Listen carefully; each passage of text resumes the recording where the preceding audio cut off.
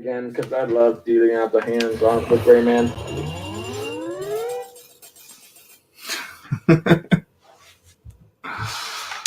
So let me go back to Spotify. Boldvar. Super Weiner music episode whatever. Episode number whatever. Yeah. Really, Weiner? Come on. Man. I don't know how many we've done together. Alright. I'm going to put myself live so I can see the comments because I know you're terrible at looking at the comment sections.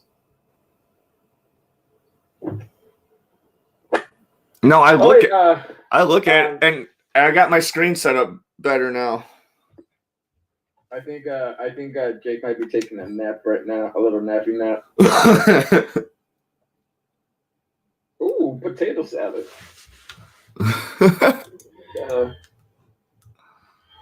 3, 2, 1. Hold on, don't start yet. I gotta doing something. Okay, why am I doing that? I lowered the volume on this end. I could just turn it up here. I'm fucking stupid.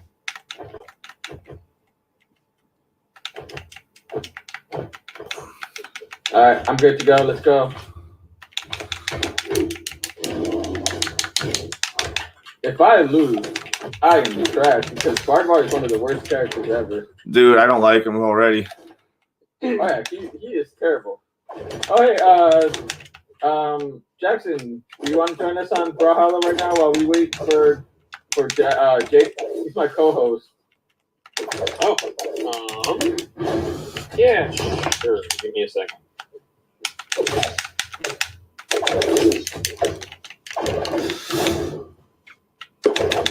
How dare you touch me with your Ooh. I forgot what I was gonna say. Fuck.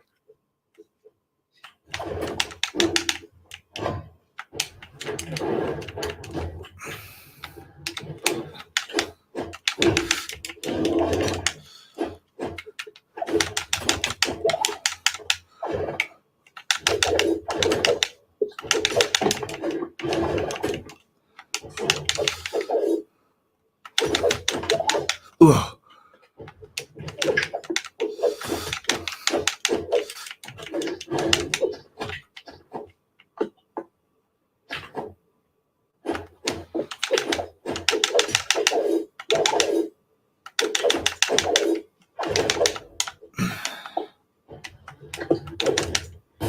God damn. Oh yes. This character's speed is decent, but his attack power is weak as hell. Oh yeah, he's not a good character to play at all. Bardvar is trash. We've discussed this before. You were not paying attention, as I can tell. Oh wait, you couldn't even. You recorded the episode and you couldn't even hear you. I didn't even have Bardvar when we played that time. I know, but I'm just saying, like, is your setup good now? I'm not recording on OBS, but I did fix it when I did my next video right after that. Bitch.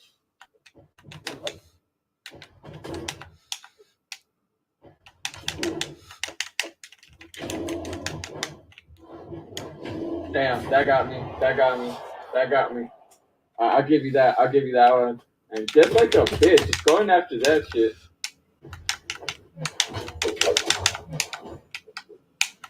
Ooh, what's the funny?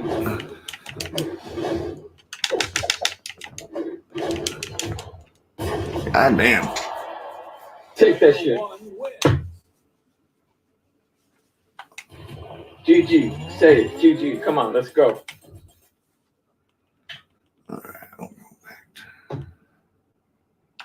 All right, well, feel free to send me a link if you want. I think I'm set up. Oh, you just go to the game and the room number is 944119. 944.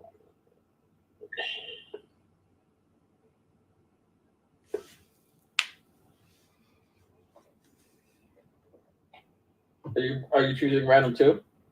Yeah.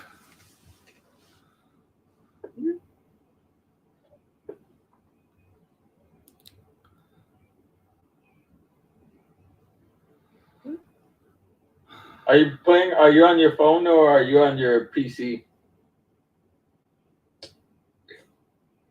You talking to me? Yes. I'm on my iPad. Oh, on your iPad. Okay. Yeah. I've never actually looked at this game. So I'm just weird. Once you get in the game, it's gonna be loud as heck. The game, it's just loud. It's a loud game. Yeah. Where do I actually put in the room number? Let me go to the settings because I always forget Oh, myself. You go to custom game room. Join room. It was 944 119, I believe. Yeah.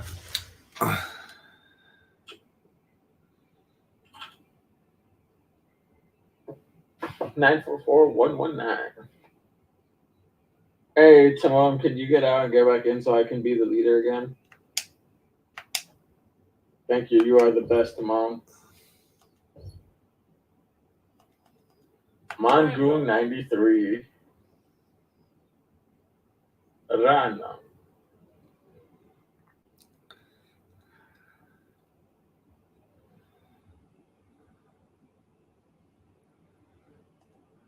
You will see me playing characters that you probably won't see on your end because I paid for the pack of characters. I almost paid for the ultimate pack. It's worth it, honestly, with the amount of characters. Oh, you're all doing random too? Sure, why not? Bold, aren't we? Oh yeah.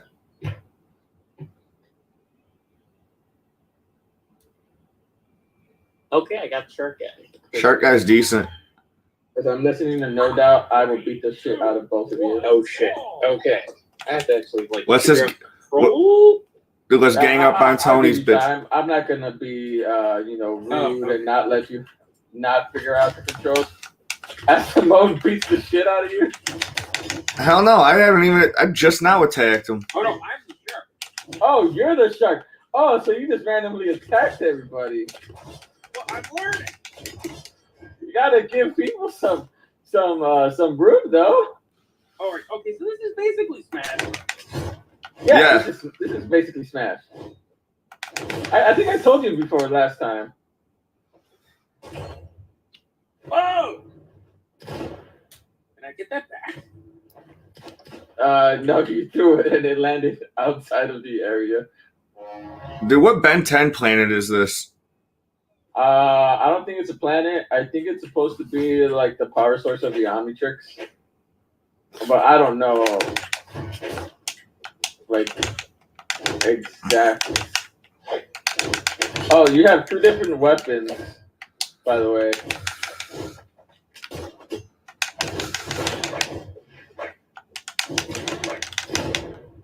Ah!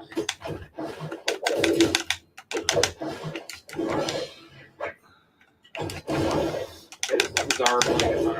Go!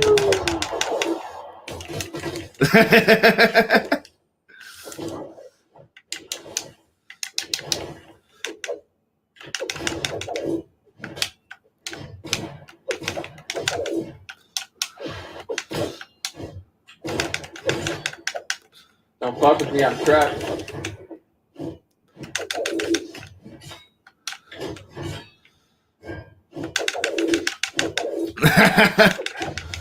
That was pretty sweet. Okay,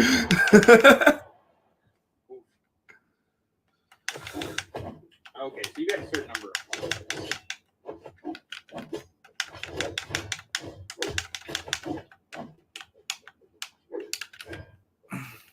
Oh, is that what I got?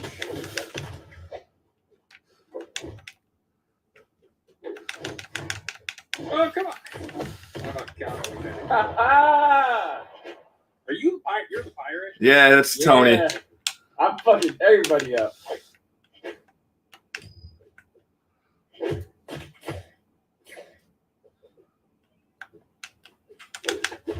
How dare you, sir? How dare you ruin my... I wanted to get a flawless victory here. You just got in the way of You that. knew that wasn't going to happen. How dare you get in the... Just like a white man getting in the way of the brown man.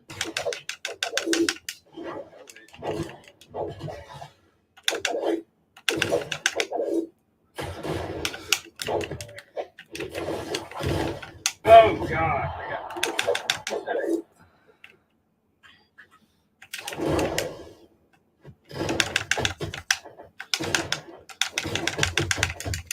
That should have hit you.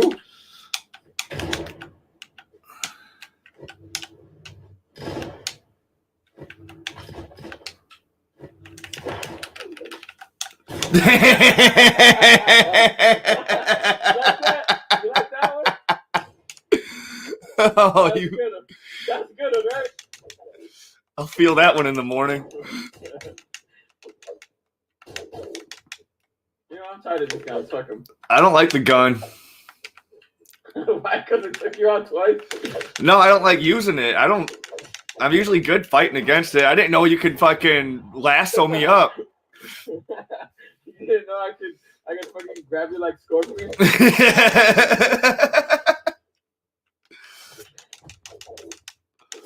I hit you with the get over here.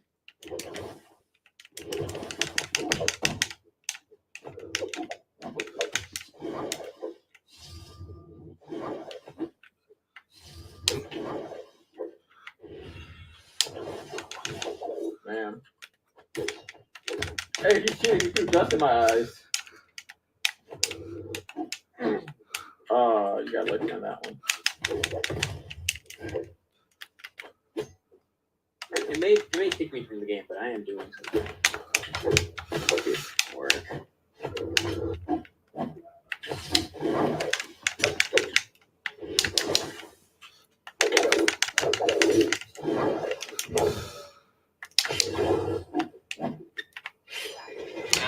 Oh.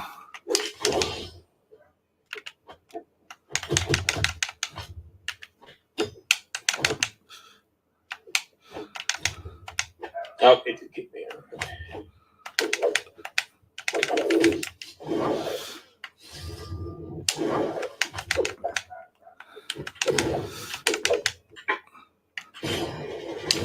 Oh, that was some horse shit. That was not horse shit.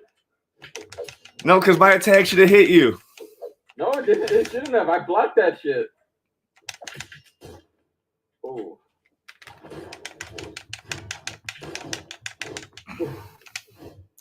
I barely dodged that. Oh! Yeah. No! That should not have happened. Yeah. GG. You got down like that. Oh, hell yeah. Okay, I did not know I could do this.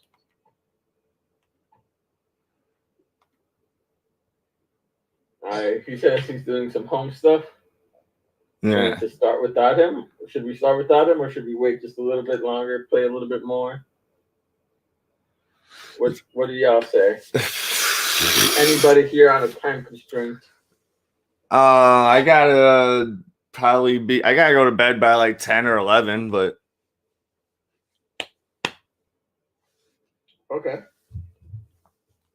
All right, one last round, and then we can get started. I am not looking forward into going into work tomorrow, dude. It's gonna be like 14 degrees, but feel like negative fucking 7 because the wind. Where do you work at again? I make all them bundles of firewood that people buy at the gas stations. Oh yeah, you did tell me about that. Oof. Damn. All right. I have hooked up an Xbox controller to my iPad. Hell yeah, dude. That's how I play. Nice. I play with my keyboard. Oh, dude, they gave me this fuck. They gave me this big motherfucker that I hate playing as. Oh, they gave me Bodmore. At least I know I'm not going to be the worst character. That's what I'm saying. They gave me this fuck.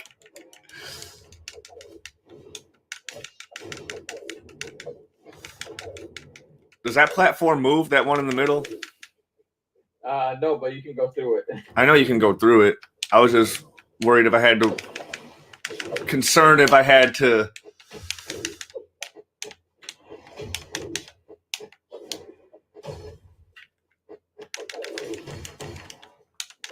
I'm getting jumped over here.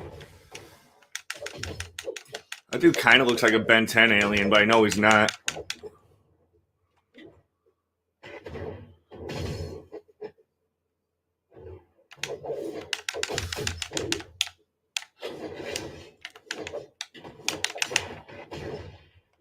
This ain't fair. Y'all keep jumping me.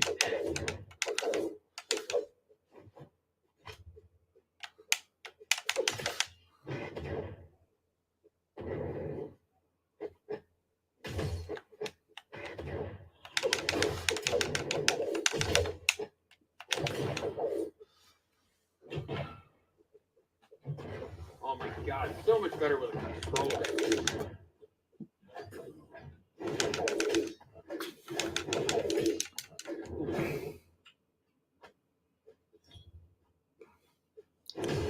Which one are you looking at? I jumped into that.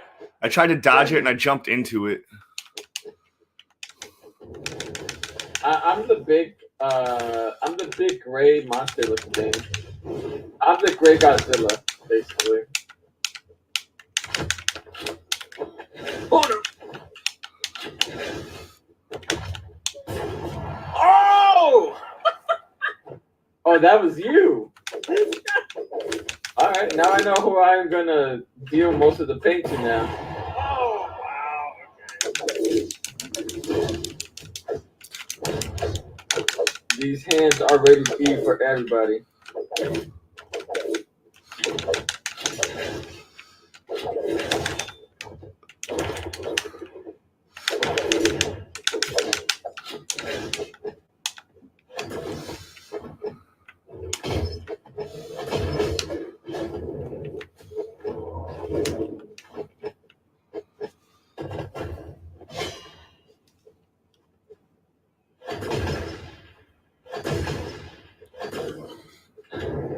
This man is spamming one move.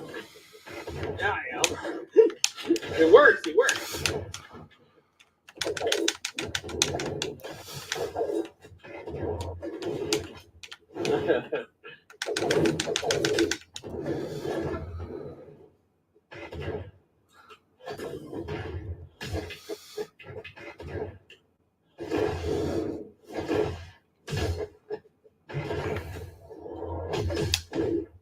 Shit, I'm about to die from him just spamming that one move.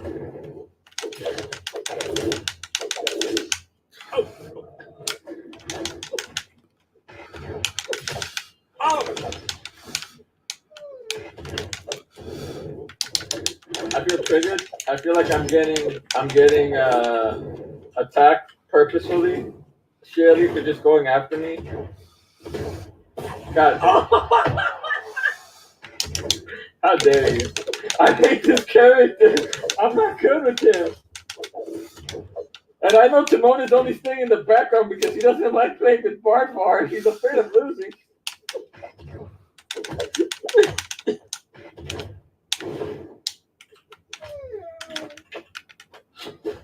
Oh, that was good.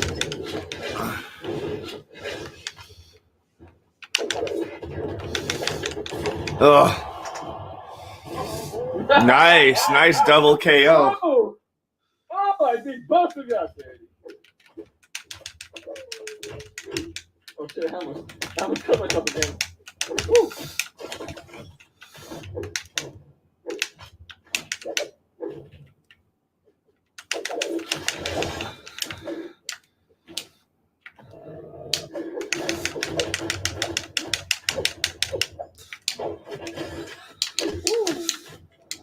What am I doing?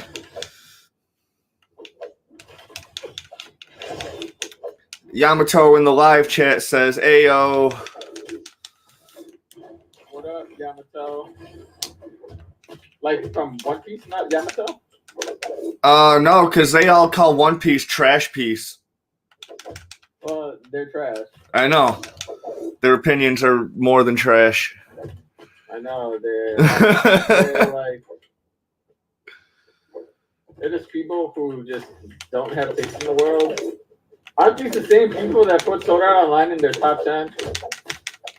And they call One Piece trash?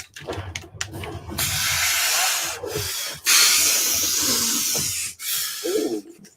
Just throw down the fucking stick forever. Come on, Bubsy. You can come back in. No whining. Come here. Oh shit, I just cut myself. Oh. Oh. Come here. Come here, Bubs. All right. Oh, I walked into that.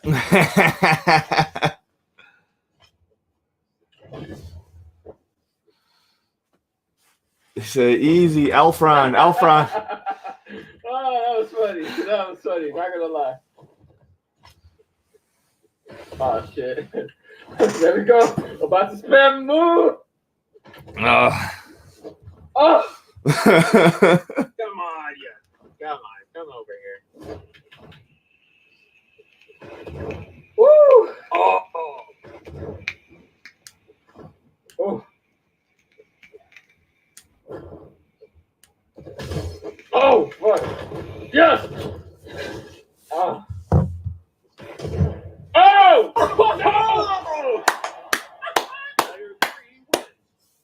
Nice.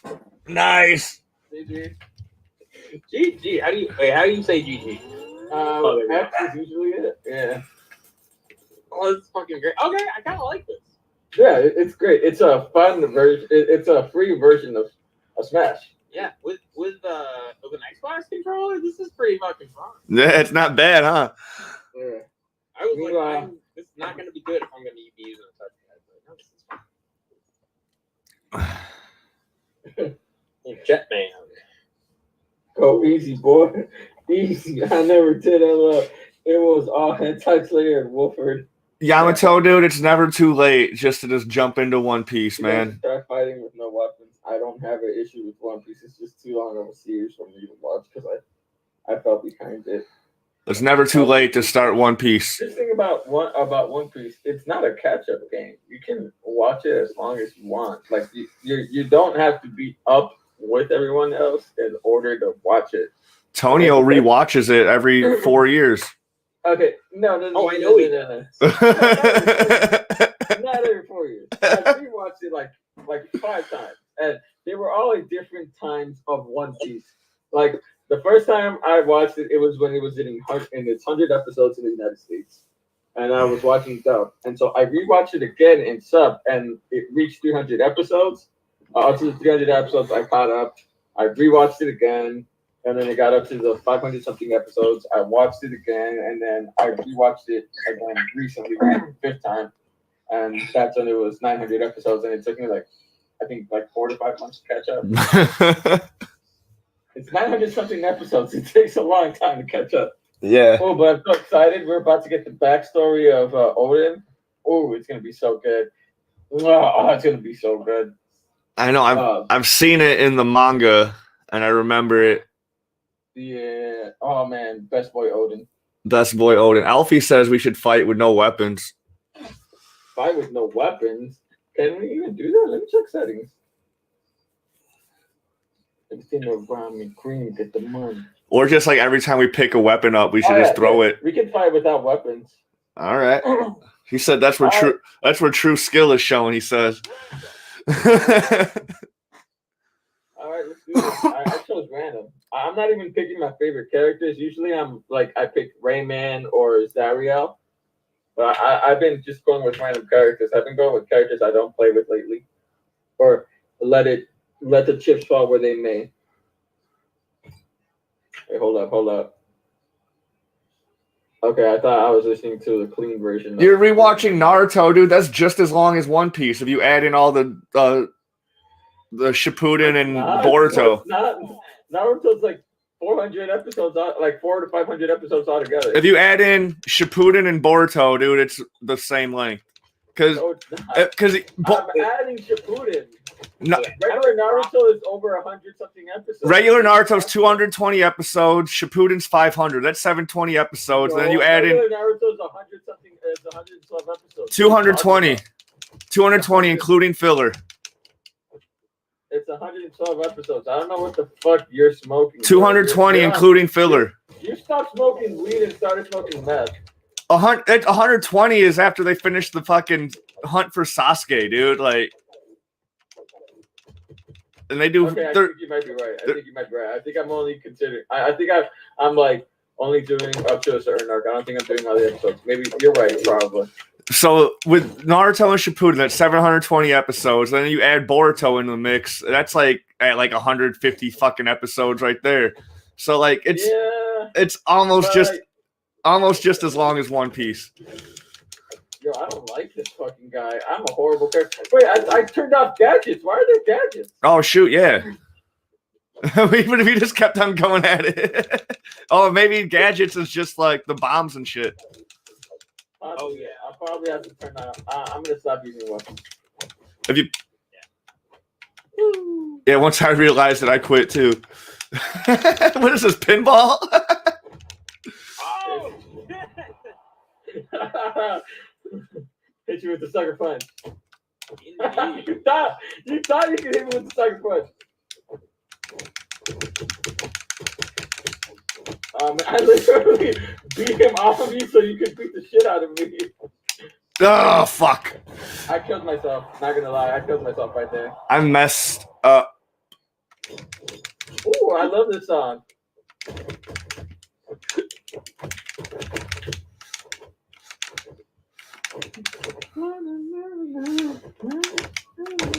I forget the words to the song, but I like the way the Russ sings it.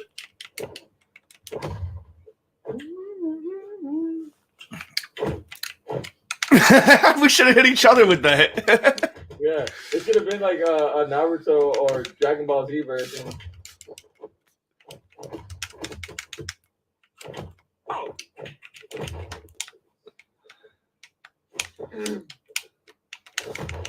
Oh. Ooh! He still took you out! That's fine. Oh, that's so sad.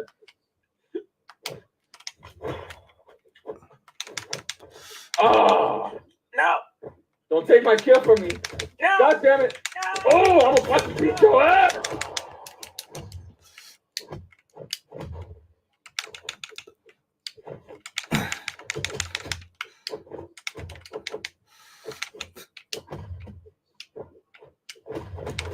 Oh! Damn. Oh!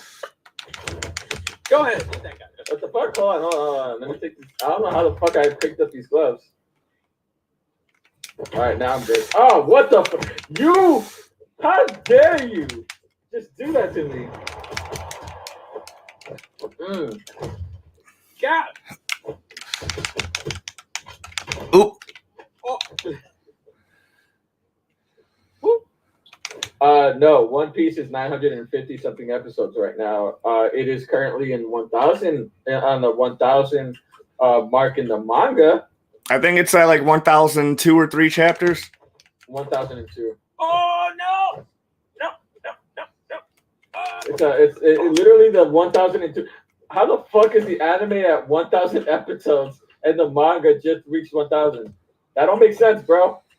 Make it make sense for me. The anime does have it like add in a bunch more content.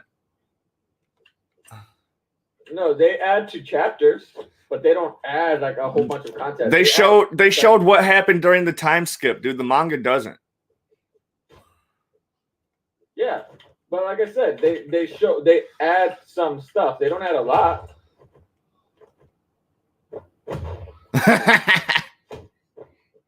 Keep laughing, bitch.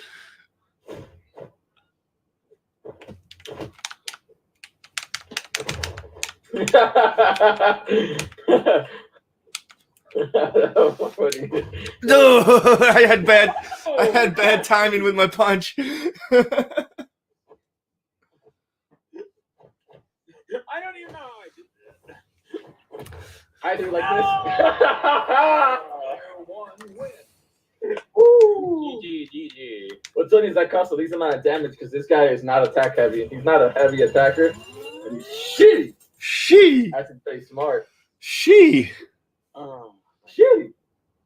What music are we talking about here on Super Talks? Is everything?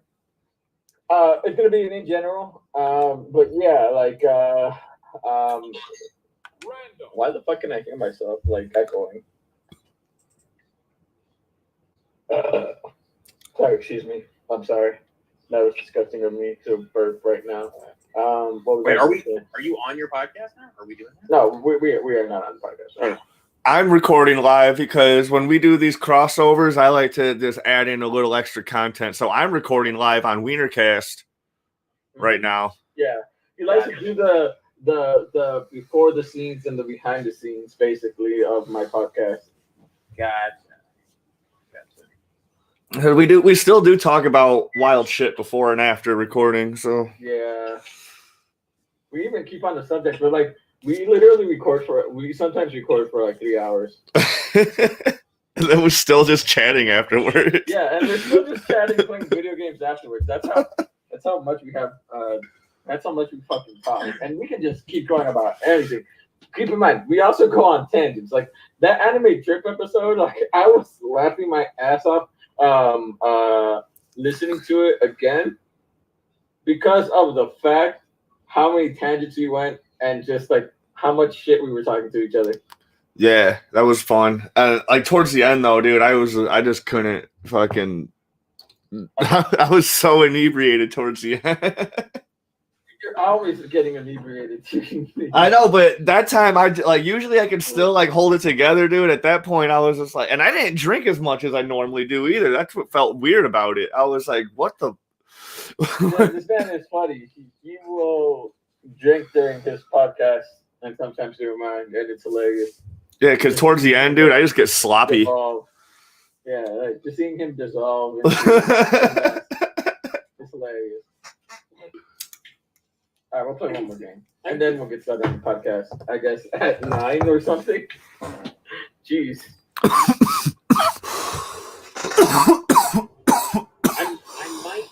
I don't know. Here's the thing: even with the fillers that they added in the anime for One Piece, it's still at 960 now. I'm literally watching the anime and reading the manga. I know what episode number they're at. You can't tell me I'm fucking lying, bro. Are we still doing no weapons? Yeah. Nah, fuck that. Wow. Okay. Hold on. I have a really good character right now. I like this dude with the gloves when he has the gloves. I don't like him with the gun.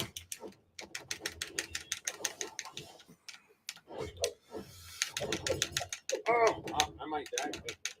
Yeah, you are gonna die from me. Both of you will. What the fuck?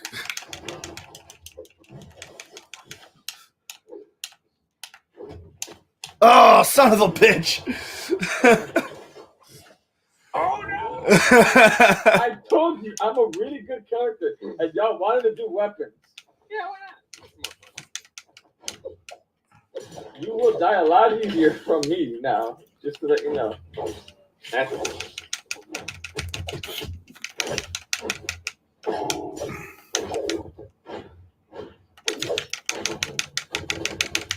This is literally the third time I'm playing this game.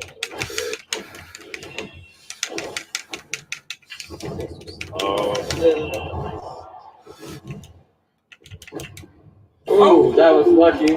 That was lucky. That was lucky. You're lucky that reached.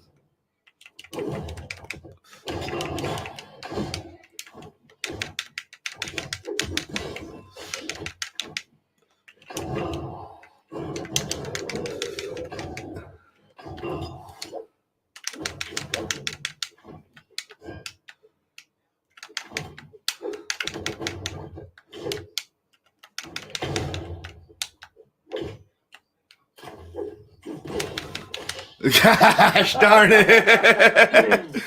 You keep on running away when I'm coming after you. Oh, this man got me. What the fuck? I jumped on that. How dare you try to stop me from grabbing a weapon? How did I lose my weapon? You probably threw it. Yeah, dude, the right or left bumper throws your weapon on the Xbox controller. Yeah. There we go. Woo.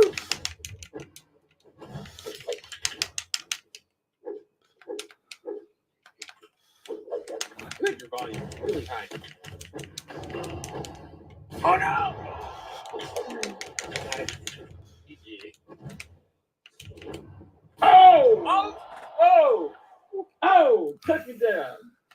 right, I got another life, baby.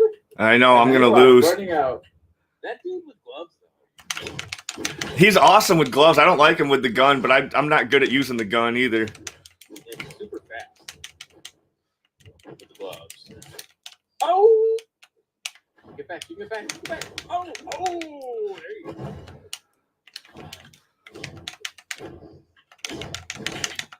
Oh! So close!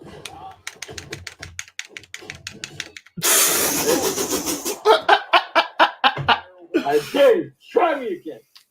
Woo! Hey, Wolford's in the house. Hell yeah. What up, Wolford? Oh, man. 4 KOs, baby. Oh. Oh, man, they got into an argument. I don't know who they're talking about. That sounded stupid. Oh, wait. Hentai Slayer. Who is Hentai Slayer talking to, though? Him and Wolford always and Yamato always talk shit to each other constantly. It's Up the it, same mistake here. it's always up Will until like be there, Yamato will gets be so there. fucking mad. It just means shut the fuck up. Yep. Hello. By the way, hello, my OGs. Such a bubblegum dumb looking ass. The fuck? Like, shut up. That is funny. That is funny, not gonna lie. That's a saying we say here. Oh, you want to be J.U.? You want to be who I was? Oh, I can just be random. No, you can be. You can choose really whoever you want. I only am playing random because that is my choice. I've been playing random the entire time, and I've won most of the matches. No, the first two matches you were Raymond and the one guy. I'm not saying that I won back to back. I said I won most of the matches. I was saying the first two matches you're one dude and Raymond. Oh yeah. But after that, and then random, and then I just wanted to play through all my new set of characters, and then I went through random. She said, "Tony, if you're reading this, GF yourself." Basically, go fuck yourself. Oh, I almost threw myself out of the fucking arena. What the fuck? Oh. I didn't know who I was.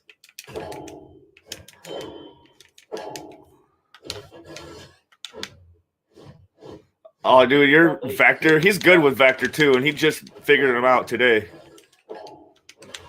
Who wants to try me first? Come on, bring it on. There you go. It sounds like Dom Perignon.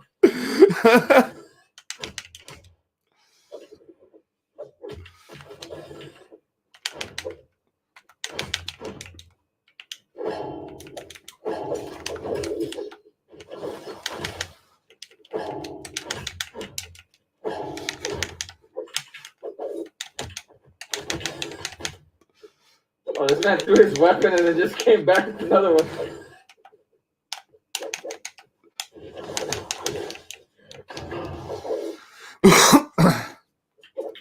I think I like the axe better. Ooh, you blew my weapon away from me. Where'd it go? Oh, fuck that spear. No, fuck the spear. That spear is good. That's what you get for blowing my weapon away from me. Fucking slow ass sword. Yeah, he's got a better sword. Yeah, the little one. Ugh. Fucker bitch to pass the time.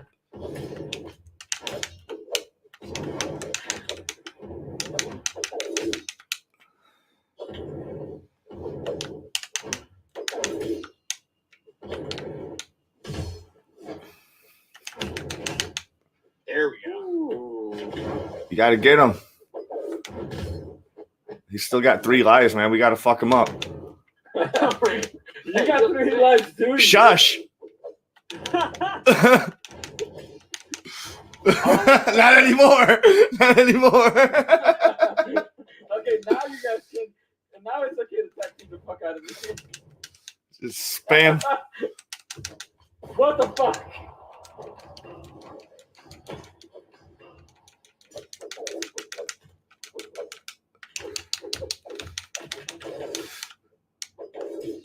What the fuck? Why did it wouldn't let me jump? Fuck y'all. And then I did my special jump too late.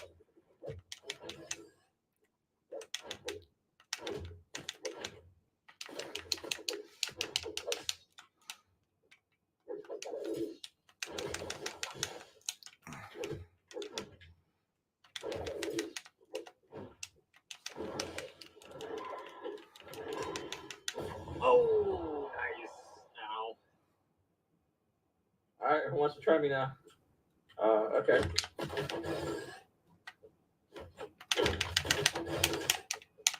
You sure you want to try me? Come on. Hold on, dude. Hey, let's take turns on Tony real quick, bro. All right, now you can. Hey, dude, I was doing a lot better earlier. Actually, it just depends on the character. Don't call me trash right now. Bruce Big Sir, say that to my white bitch.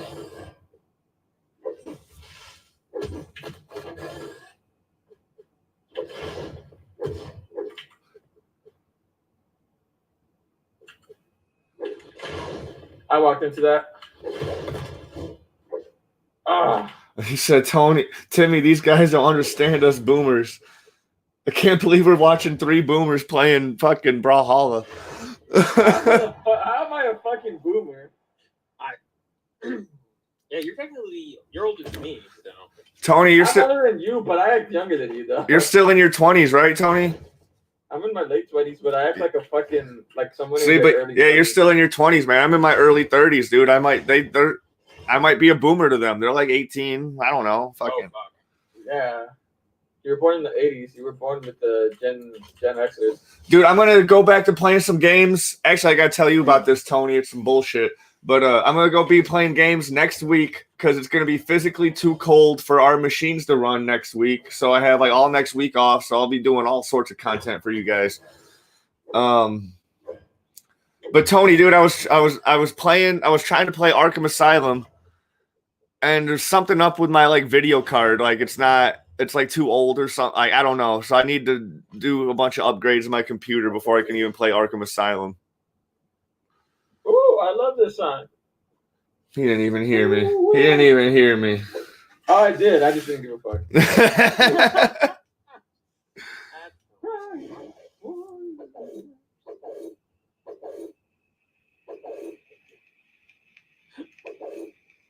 That sounded so loud, dude. It's because of his settings. He has his audio loud as fuck. No. Dude, I have it to the lowest possible setting for sound. For sound, I legit have it to the lowest possible setting that you can. I don't know what it is, but with you, like just hearing you, it's fucking loud as shit. I'm 27. Yamato's 26. So yeah, if but I act like I'm in my early 20s though. If Tony's a boomer, then Yamato's a boomer.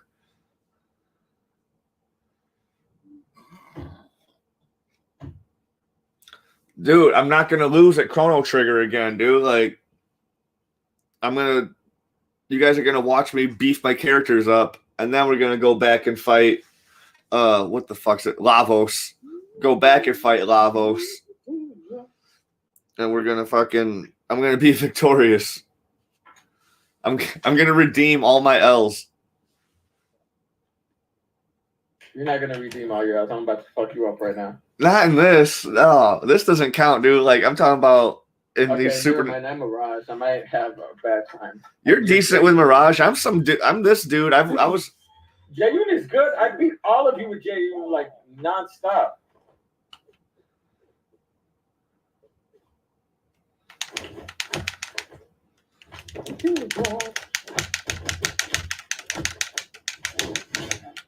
Like I thought you would especially love Jayun because he's definitely a speed-based character. Yeah, he was decent. Heavy attacks.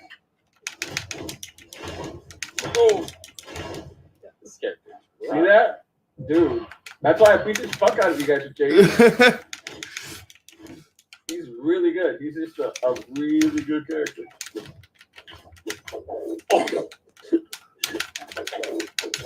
God damn, I don't even got a weapon in your. You've been throwing your weapons, dude.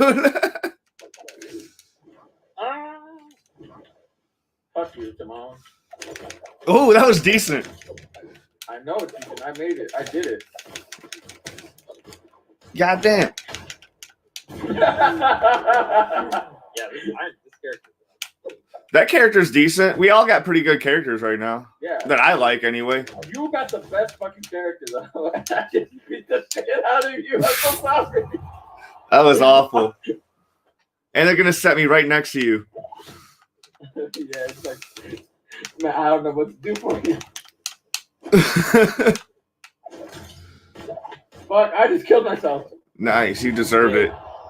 Yeah, my character was just like, they can't fucking take you down, so I'm gonna take you down myself. I have to take my own self down. Oh yeah! Oh no! No! No! Oh.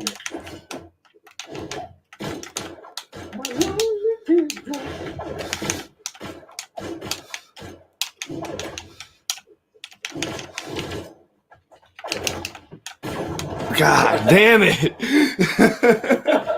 Dude, you literally have the best character here. How the fuck are you I keep losing so bad? Because he's good as fuck with them pistols, man. I can't get a hit on him. Bro, I've been able to get hits on him. I can get hits with that character. You're a better player in general, bro. Like, No. Okay. Oh yeah. Hold on. I want to take him out. Oh, never mind. He took himself out. I got him out. Well, it says I did. No, he took himself out. That was strictly a one man taking himself out.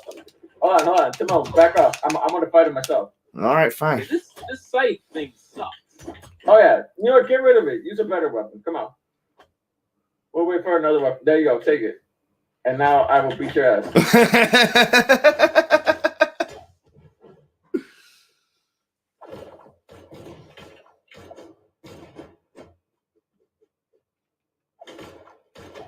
You're all part of the Weiner squad, whether you like it or not. Yeah, smoke his ass. Ooh, yes! Yes! Oh, you're rooting against me, you bitch? What was that about beating my ass?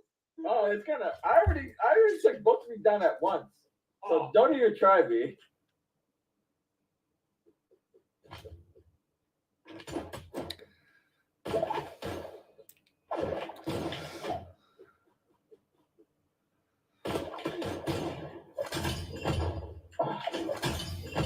Come on, you can't spam it. You can't spam it.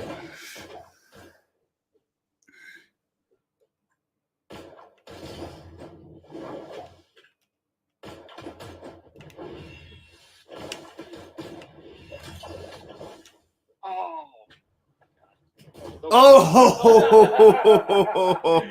Let's see get for spamming the same move and acting like you can play.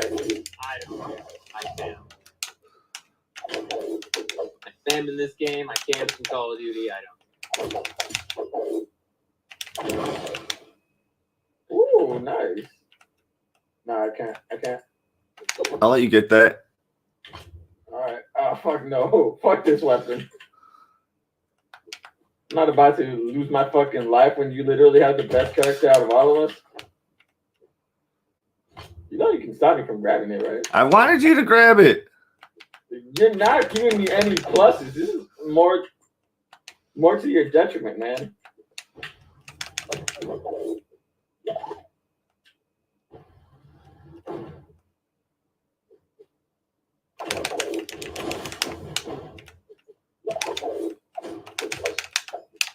Oh no!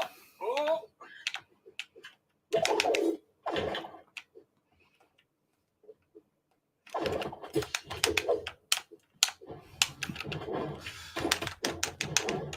Grab that. Oh, that slow fucking sword though. No, it's hard to deal with.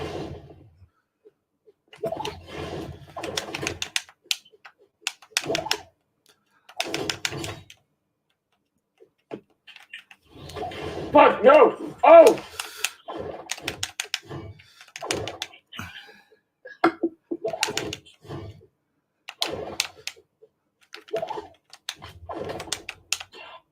Mirage. He got rid of it. That was the worst movie ever made, Timon.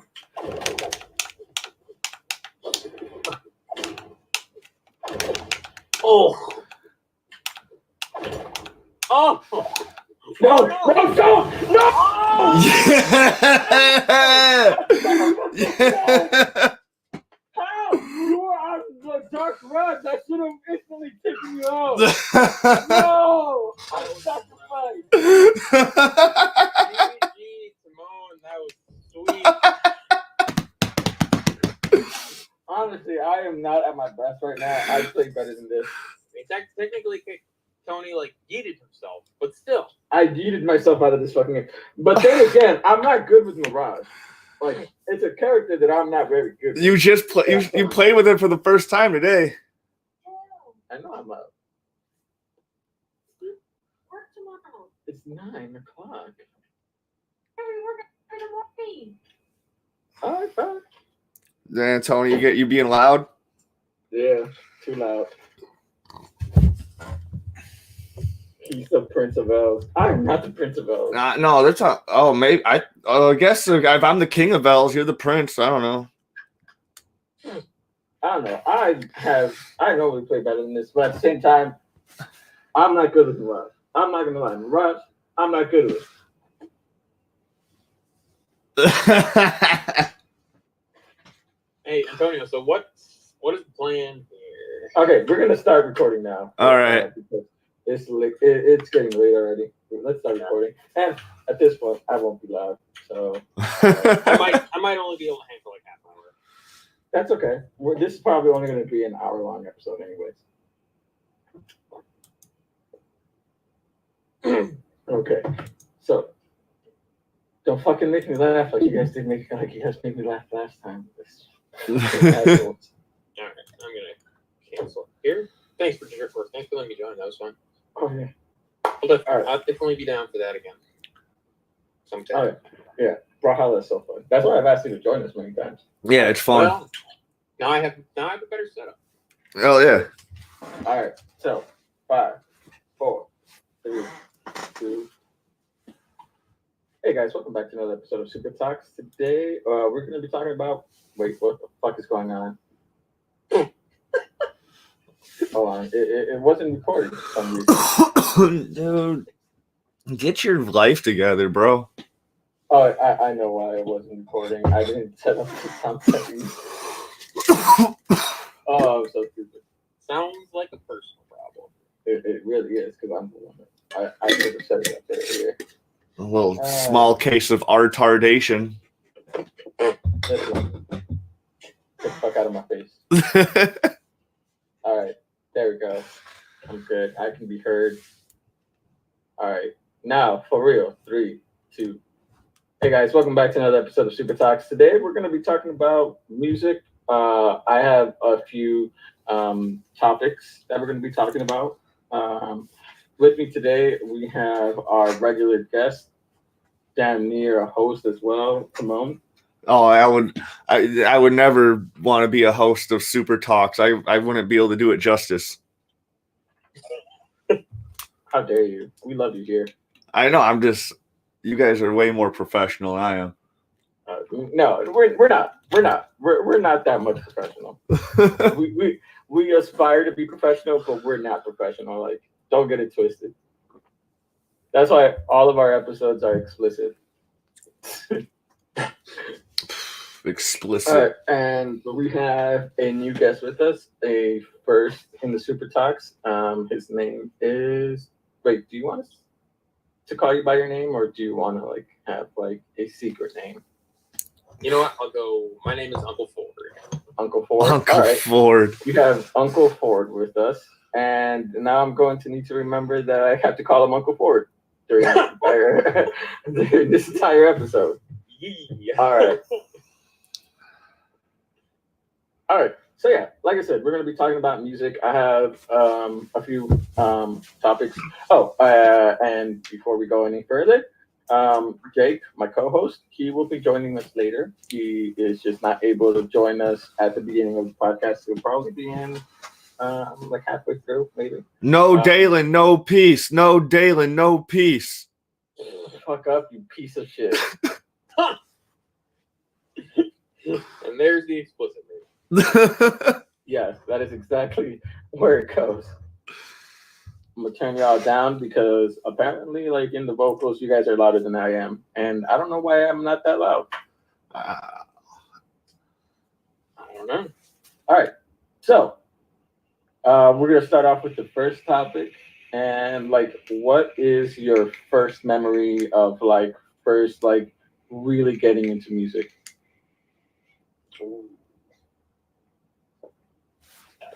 My babysitter would throw house parties while he was babysitting us, and he would like. That is such a Rockford thing. and I remember like explicitly like listening to like old ass fucking like Snoop Dogg and shit back then, and like Onyx and fuck, what else? Michael Jackson. And like all that shit was just fucking awesome. I was all like in it. So yeah, I was about like 5 years old, just like rocking out to like a lot of the good stuff. Yeah, I think my first conscious memory of rock was like really getting into music, not being conscious of what it was, but like really getting into it was, like 4 or 5 years old probably, and I would rock out to the soundtrack to the movie Four Weddings and a Funeral.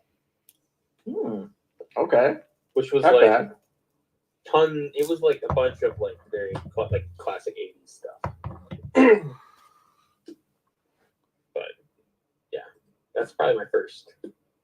Oh, one thing that I forgot to mention to the people on my podcast, this is a dual podcast episode, so it's also going to be streamed with the Weiner cast. Feel free to follow Timon. If you want, you can also watch his version of it where you can see comments as well. So yeah, check me out.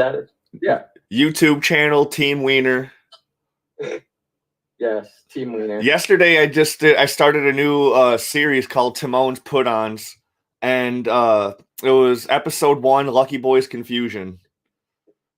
So like, and with Timon's Put-Ons, I want the people who watch to put me onto stuff that I may have not heard, and I'll put that stuff on the show. So we're all just sharing new music with each other. Well, Lucky Boy's Confusion, I was listening to them back in like high school,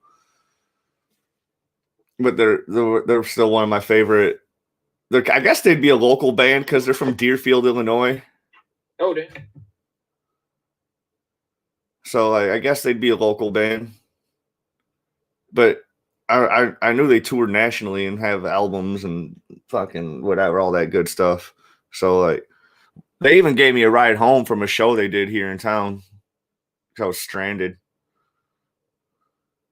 Wow, solid. Yeah. That's dope. Okay, so now for me on the first topic, I remember the first time I really got into music because there was a lot of music being played through my family. You know, Mexican household, always loud ass music. But like I remember the first time like it really stuck with me was my uncle was listening to Tupac, and I was about somewhere between 4 to 6, I believe, because it was like when we first moved in, like the final apartment complex that we finally moved into when we moved to Chicago. Gotcha.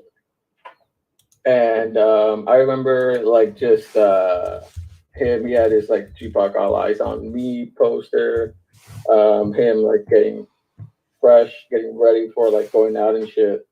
And like he was just listening to Tupac, and I remember like just, you know, like something just like clicked, and I just like fell in love with hip hop since then. No.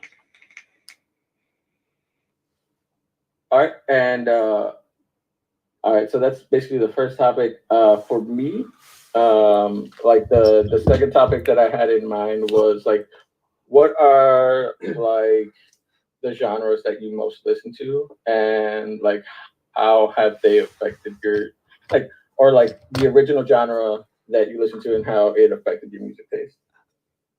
Man, I was gonna make a segue off of something that Uncle Ford said. Well, you said you listened to the fuck. I forgot what soundtrack it was, but because I just instantly started thinking of soundtracks, and Oh yeah. it was, and then that got my mind thinking about how much music I got from watching Scrubs. Scrubs had such an awesome fucking soundtrack. That is true. It's so true. Like I honestly have a soundtrack that Overkill when it played in Scrubs. That's how I first found out about it. Oh, dude, yeah, that's how I found out about Colin Hayes too. Yes. And then then I was talking to a coworker about Colin Hayes one day, and he's all like, "Oh, dude from Men at Work." I'm like, "What the fuck is Men at Work?" And then that's his original band. Yeah. So yeah, that's now go back to favorite genres. Actually, that was going to be a next topic that I was going to get into. Like, what's like the original genre that you listen to, and how did it affect your music taste going further? Yeah, I think also as a kid, like growing up, listening mostly to like my parents' CD collection. There was a lot of like, I don't know. I'm trying to think. It was like Joni Mitchell and CSNNY and like, and then some classic rock like Stones and Beatles and Seals and Crofts. I guess kind of like folky, yeah, like folky pop, classic rock kind of stuff. And that definitely influenced like, I think my appreciation of kind of like indie rock and other kind of like folk rock stuff later on. If I want to say that that's kind of where I gone musically. I think mine has always been the same, dude, because the first two CDs I ever owned were Green Day Dookie and the first Fugees album. Fuck yeah. No, that was my first CD was literally American Idiot. Yeah, so like Green Day Dookie and the Fugees. And I played them motherfuckers on my Discman. I even had little speakers for my Discman, so I had like that was my stereo. Was little speakers hooked up to my Discman where you plug it into the headphone jack. I would play those nonstop.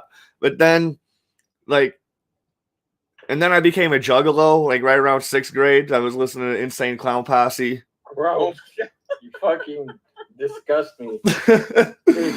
If I didn't know you were from Rockford, you would have disgusted me even more right now. Oh, dude, it was like me and my like 5 friends, dude. Like we'd go to school with our face painted and shit, dude. Like we were out there with it. But at the same chat watches you, but at the knowing that you're a juggalo. I don't think anyone knew. I don't think anyone knew until today. Your chat should really be disappointed in you. No, dude, the viewers just dropped from 6 to 3. They just heard juggalo, and it's like, oh, fucking gross. How dare you disgrace our youth? But at the same time, we were listening to Korn and Limp Bizkit when they were still good. Because they did have one good album. The first album was really good. They were never good. People just had shit taste. There really wasn't a lot to choose from back then. Actually, Korn was good at one point, but then they went to shit. Yeah, Limp Bizkit was never good. People just let Limp Bizkit slide because they were a new thing. Go back and listen to their first CD, $3 Bill, y'all. It's not the greatest thing ever, but it's decent. Like, listen, I am a victim of liking Limp Bizkit before, so I know what the fuck I'm talking about. Okay. And we were listening to like Manson and fucking like all that shit at the same time. But then like as I got older, I usually just more gravitated to punk rock and hip hop, dude. Like that's always. Even though I do enjoy everything. Like I really love female pop music. Same. Yeah, and like I like Kesha's country songs more than her pop songs though. So like I don't know, like I actually I'm not a big fan of country, so I do think you can listen to her country songs. They're good. They're better than Taylor Swift country, so like Taylor Swift hasn't really done country in like 10 years, I think. I know, but when Taylor Swift did country, Kesha's country's better. But it was pop country. So was It Kesha's. was like teen pop country. I don't know if Kesha's is teen pop, but it's still pop country. It's like, no, not Kesha. I know. I'm comparing. You're comparing a 15-year-old to an adult woman. It's dumb to compare that. Like, and she literally wrote her own songs. Like at that time, it's incomparable. I just go by what it sounds like, man. If it sounds good. Yeah, but like you gotta keep in mind like the viewpoint of an adult woman versus a young girl. Like there's gonna be more substance in the viewpoint of an adult woman than a young girl. Even though like Taylor Swift did have like some songs about like teen pregnancy and stuff like that. Ew. I think it was one song though. I think it might have been one song. Like it was about like the pressures of being popular in high school and being pressured into sex and then teen pregnancy and stuff like that. Oh, interesting. I've never really dug into Taylor Swift, no lie. I'm not a fan of a lot of her music work. Not gonna lie, like I've never been a big fan. Nothing has really stuck with me. But I knew she was gonna be a big pop star when I first heard her music. I was like, this is gonna be one of the biggest pop stars out there. It's a young white girl, like with a decent voice. I'll be right back. Sell. I like how you phrase that, Tony. It's like young white girl with a decent voice. It's gonna sell. Yeah, it's gonna sell. It always sells. They definitely. She filled out a demographic. I will say that. I possibly controversial opinion about Taylor Swift, and not necessarily one that I would agree with entirely, but one that I heard voiced once was that Taylor Swift, at least in her early days, brought like she made mediocre. I'm trying to be nice here. She made mediocre people feel better about themselves. I don't know about that. That seems a little too much. Yeah, it's probably a little bit too much. So Uncle, yeah. I don't agree with it entirely, but it was an interesting perspective here because the person was being very supportive of Taylor Swift, saying that they like Taylor Swift had brought like that was part of why they were fond of Taylor Swift. It was not because Taylor Swift was bad, but because she raised up like kind of a group of people who were like fans. But I don't see that with Taylor Swift, honestly. Like I've never like felt that way about Taylor Swift's music. I always felt like she was a cookie cutter type of artist, very much machine oriented. And it had been the case throughout all of her albums because they've all just been very average pop. Like after like the whole pop country thing, and I was like, she's not really a country artist. She's just like doing this as a start, and it kind of felt like that, especially when the second album was just a strictly pop album. Dude, one of my favorite years ever was that Taylor Swift Katy Perry beef year. That was so stupid. It was all unnecessary. Right. But Uncle Ford, my viewers don't know your name, so they made a whole list of names. Would you like to hear them? Oh, sweet Jesus, sure.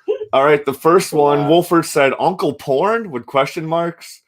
As he said, that's what he heard. And then Hentai Slayer says Uncle Door, and then they just started going back and forth. So he says Summer Pool, Uncle Slow, Buckle Door, Shitty Door, Boring Bore, Uncle Boat, Billboard Door. And then I said Snoring Whore, and then Uncle Four, and then Bill Burr, Uncle Porn. I think they just keeping with Uncle Porn. Uncle Porn. All right, Uncle Porn. Uncle Porn now. I'm gonna stick with that moniker, but good on your viewers for lack of creativity.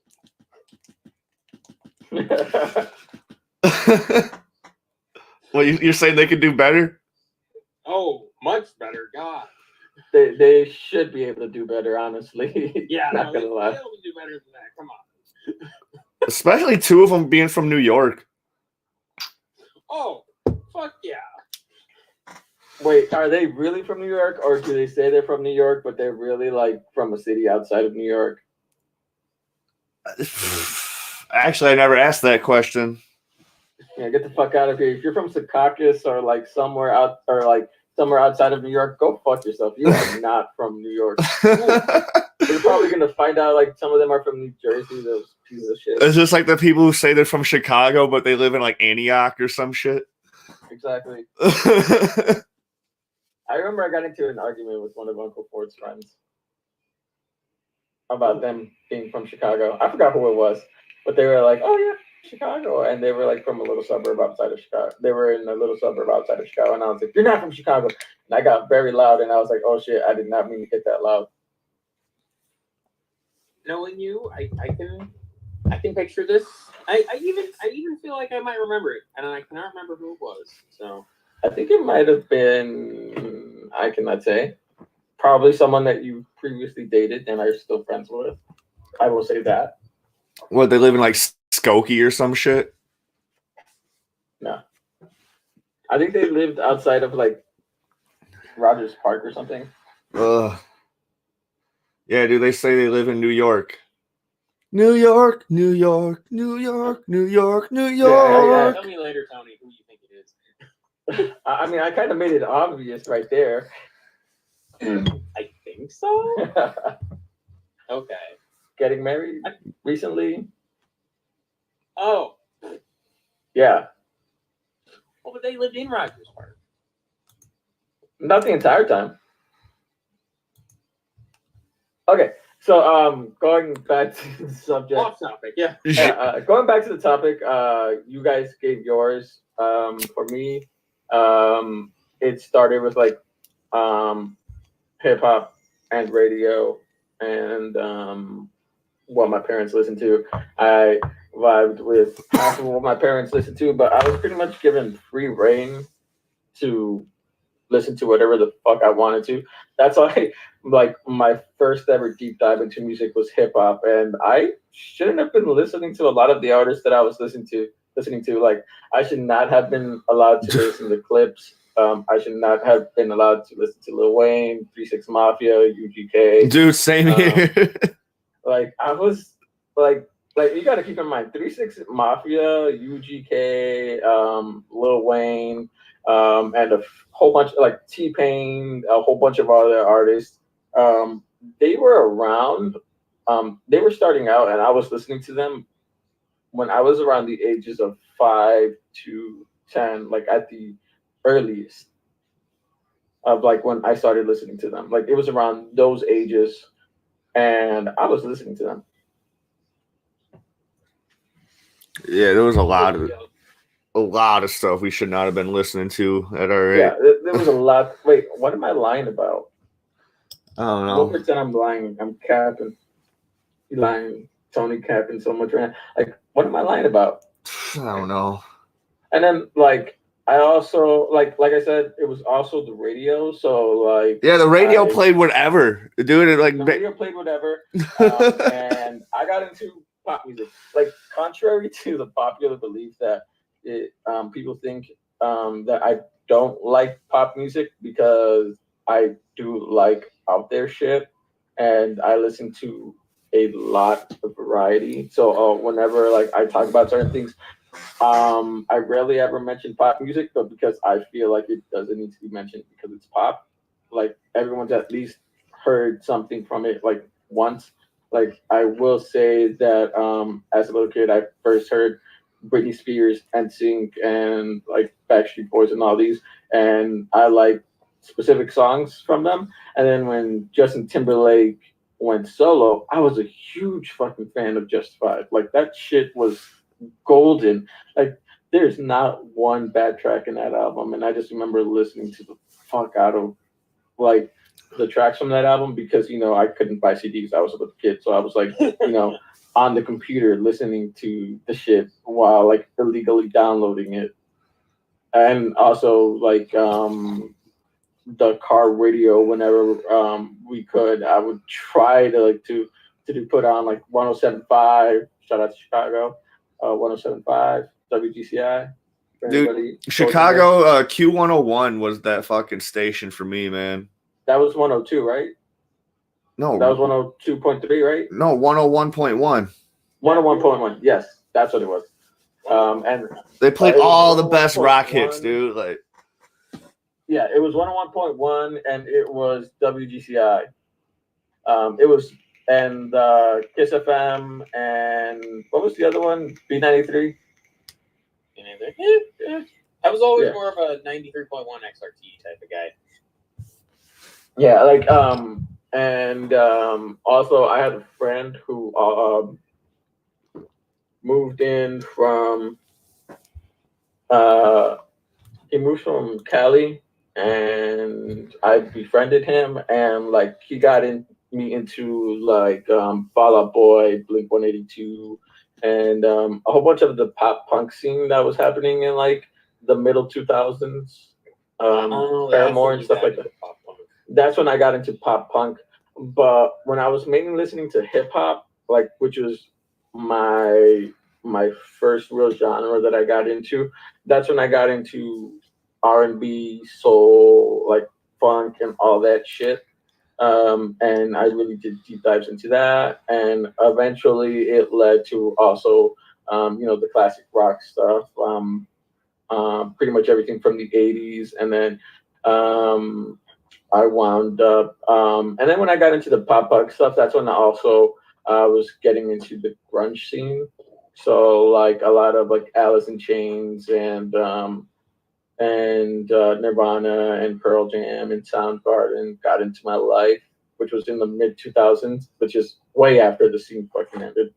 Dude, I didn't listen to I didn't get into grunge until 2015. Like 2016, it was way late. I'm right there with you. Dude, high school put me into a lot of shit, and like that, like grunge was one of them. Yeah. Also, I'm not saying that my parents let me listen to it. It's that they didn't do anything to really stop it. Like I was listening to it, but they didn't pay much mind. Granted, I had like at that time my dad was working like long hours and shit, so he was rarely ever home from that. And then my mom was doing a whole bunch of shit like inside the house, also babysitting and shit. Like I had two working parents, so it was hard for anyone to like be strict with shit. At that point, dude, your parents are just worried if you're just like not getting in trouble in school and shit, dude. Like, yeah. Also, you got to keep in mind, I lived in Little Village in Chicago, so like the music was just fucking there. It was everywhere. Like, it was hard. Like hip hop is hard to get around. Get away from, like in general in Little Village, and Hispanic music, because it's literally Hispanic and Black community, and even the fucking school, like the fucking school was just mainly Black and Hispanic, with like the rarity one white kid. Dude, when I was in high school, it was like right when those fucking book bags with the speakers in them were coming out, dude, and one kid had one, and he would just be walking down the halls just blasting whatever the fuck you want. Damn. Oh boy. Like also, like I had a computer. Like my parents weren't really listening, and the computer was in like the attic area of the apartment. So my parents weren't really up there listening to what I was listening to. They weren't like checking on what I was listening to. But even if they heard what I was listening to, they didn't really do anything to cut it. Like I remember this one story. I was do you remember Slava Manganab by 3 6 Mafia? Yeah. I was literally like singing along to that song on my own without it playing. It was just stuck in my head when I was like, I think like maybe 8 or 9 or something. I think that's when it came out, and I was into it. My aunt kicked me the fuck out of the car, and then went around the block and was like, "Are you gonna keep going?" And I was like, "I don't really care. I knew you were coming back." Yeah, that would be 8-year-old. Oh. Because my thought process was like, she's not gonna leave me in this random street by myself. She's doing this to try to teach me a lesson. And I was like, I'm not gonna. I stopped because I was like, let's just go home. But like, I wasn't scared. I just was like, because I did it like, I think I did it like 3 fucking times, the entire song. And it was just the chorus that I was doing. Because you know what it is. Slop on my knob, like corn on the cob. Juicy is my name. And you know. Oh man. I think that's all we need to know. You know the rest, Simone. Yeah. But yeah, like that's literally what started like my entire process with like listening to music. And then like learning about sampling, like Kanye West, learning about sampling and shit. I got into and then like it went into deeper dives. That's when I got it. And then like by the time I was about to hit middle school, I started getting into like a Mos Def, Talib Kweli, Common, Lil Wayne, who else? Actually, I remember I wasn't a big fan of Mike Jones, but for some reason someone decided to get me a Mike Jones CD, which is weird because I think it was like that one song that was pretty big. Like, Do Your Chain Hang Low? Do you remember that song, Timon? Yeah, it was off of the fucking Do Your Ears Hang Low? Flow, yeah, something like that. I forgot the rest of it. Yeah. But like, dude, me and my friends, we would just sneak out late at night. My parents weren't soft. Like if I would come home late, I would get the belt. Like my parents would beat me every now and then. They weren't soft. They just didn't. They didn't control the music I listened to. That was the only thing that was like free reign. I think like just music and that's it. If I came home late, I got my ass beat with the belt by my dad. Dude, like me and my friends would sneak out late at night and we'd go to the nearest playground and we would sing fucking like Casey and JoJo and fucking other fucking R&B classics. Casey and JoJo, yes. And then I got into Casey and JoJo. Like I think the R&B stuff I got into by the time I was like 10 to 11. I was a little bit older. I was already into hip hop, but like Casey and JoJo started listening to, but when I was a kid, it was all about like, it was pretty much like 90s shit when I was a little kid because like it was early 2000s, so it was mainly 90s. So it was like Biggie, Pac, Wu-Tang, Busta, some Twista because you live in Chicago, you listen to Twista. It's just anywhere in the Midwest, dude. You were listening to Twista, dude. Twista was fucking.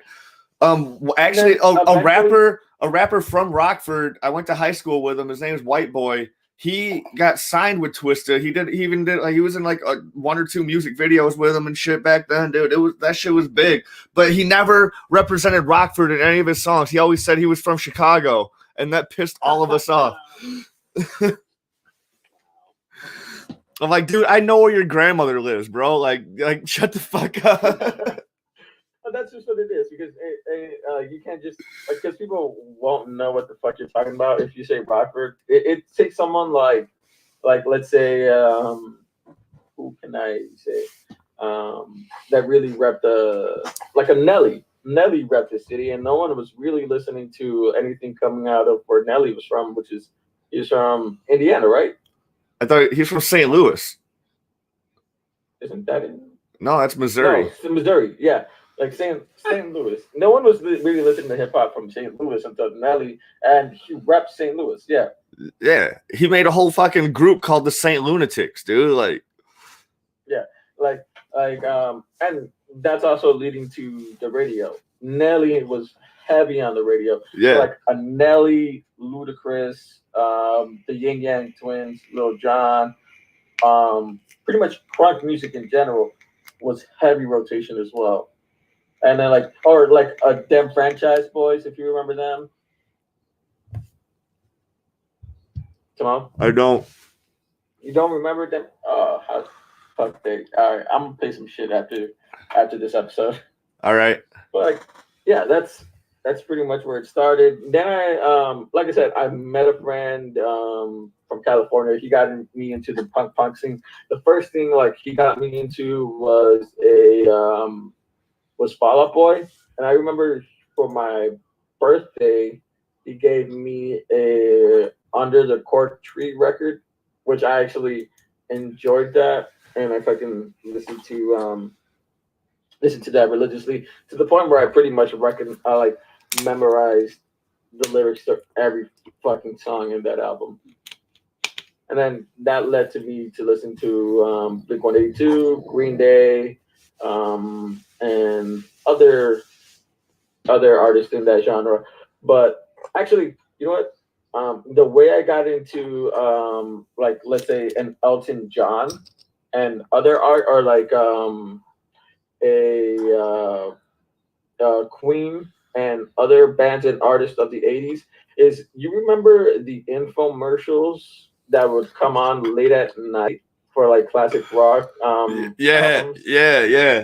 That's how I got it. Because I was like late night watching Comedy Central, like South Park and shit. Yeah. And that's how I got into classic rock music. See, I always woke up to the infomercials because I had a paper route as a kid, so I always woke up at 4 a.m. Bro, the way I made money is I would burn CDs for other kids. What? That was your fucking list. That was a hustle. That was a really big hustle back in the day, dude. $5 a pop, and my dad was actually buying the CDs, and I wasn't actually paying for them, which I should have been, but I didn't. And I was just like, pretty much 100% profit. Wow. Dude, my buddy Zach Hunter had you beat at $3 a pop, bro. No, I did $5 a pop. It was in Chicago. Yeah. Like where it was a bigger market. But also, I always burned my own shit. So like, I always burned my own shit. So I never had to go through anybody. Not a lot of people knew how to burn back then, especially kids. Yeah. So I would tell other kids like $5, give me your list. Like, well, also a lot of people didn't have computers like on the regular and shit, like how it is now. Like almost everybody's got a fucking computer or tablet or fucking whatever. Well, I mean, everyone nowadays has Spotify and phone. Access to like whatever fucking music you want. Yeah. It was so easy back then because like Windows Media allowed you to burn MP3s into a CD. Yup. So I was just like on Windows Media Burner and like burning CDs left and right, and I would be like, "Yo, this is Joshua's mix. Let me get dude, I forgot people that I knew from Chicago like back then that I was selling to already. Fuck. But it was a long time ago. I remember there was Joshua, Danny. Just naming names. No one knows who these people are. Yeah, but back then, that's who I fucking sold to. Like those mixes. Like I would be like, you were a music dealer. I was a music dealer. It was only for like a month or two because people just like it died down because like MP3 players were starting to become a thing and shit like that. They do for so you're about 4 or 5 years younger than me. Wait, even more than that, dude. I'm 34. You're 20. Yeah. So whatever.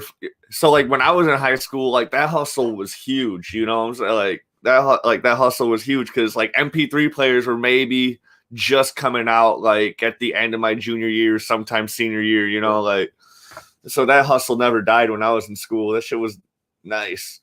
Yeah, for you because you're older. You're older by 4 years. Yeah. By the time I started in that hustle, it was dying down. Yeah, for sure. Zoom had not come out yet. Yeah, a Zoom had not come out yet. For real. I only knew one person to ever rock a Zoom ever. I remember I wanted to buy a Zoom because I didn't want an iPod. I was trying to be an edgy kid, like fuck Apple. I'm still like not wanting to get an Apple, but at the same time, if you could get me like a vintage like iPod, like 32 gig, I'll take that shit. I'll use it.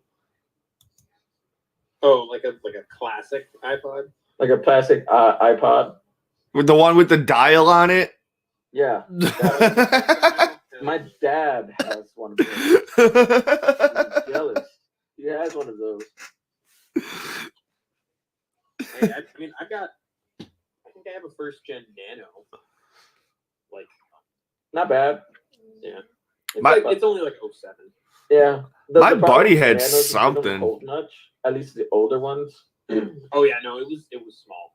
It was small. I think it was like 8 gigs, right? 816. Let me see. I think I got it right here. My buddy had something. It was like the size of a Walkman. Like how the size of a Walkman used to be, but that shit had so much storage. It had like 4 times the storage as the classic iPad or iPod. It's a 4 gig. Holy crap!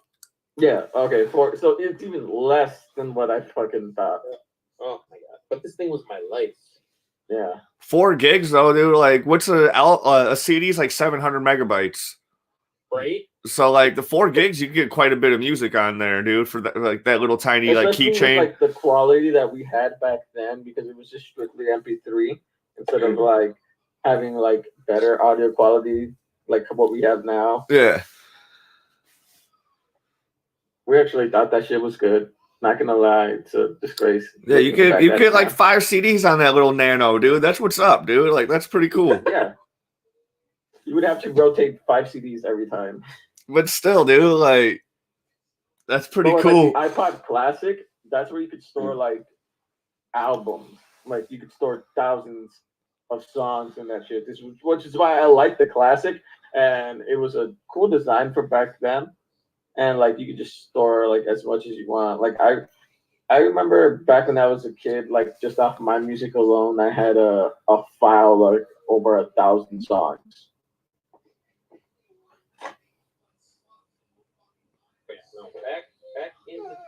Back in the day, I've still never had an MP3 player, dude. Once I got a smartphone, I was like, I don't need an MP3 player now. Like even though the first smartphone I had was still like you couldn't hold much on there, but now like this thing's bigger than the first computer I ever owned.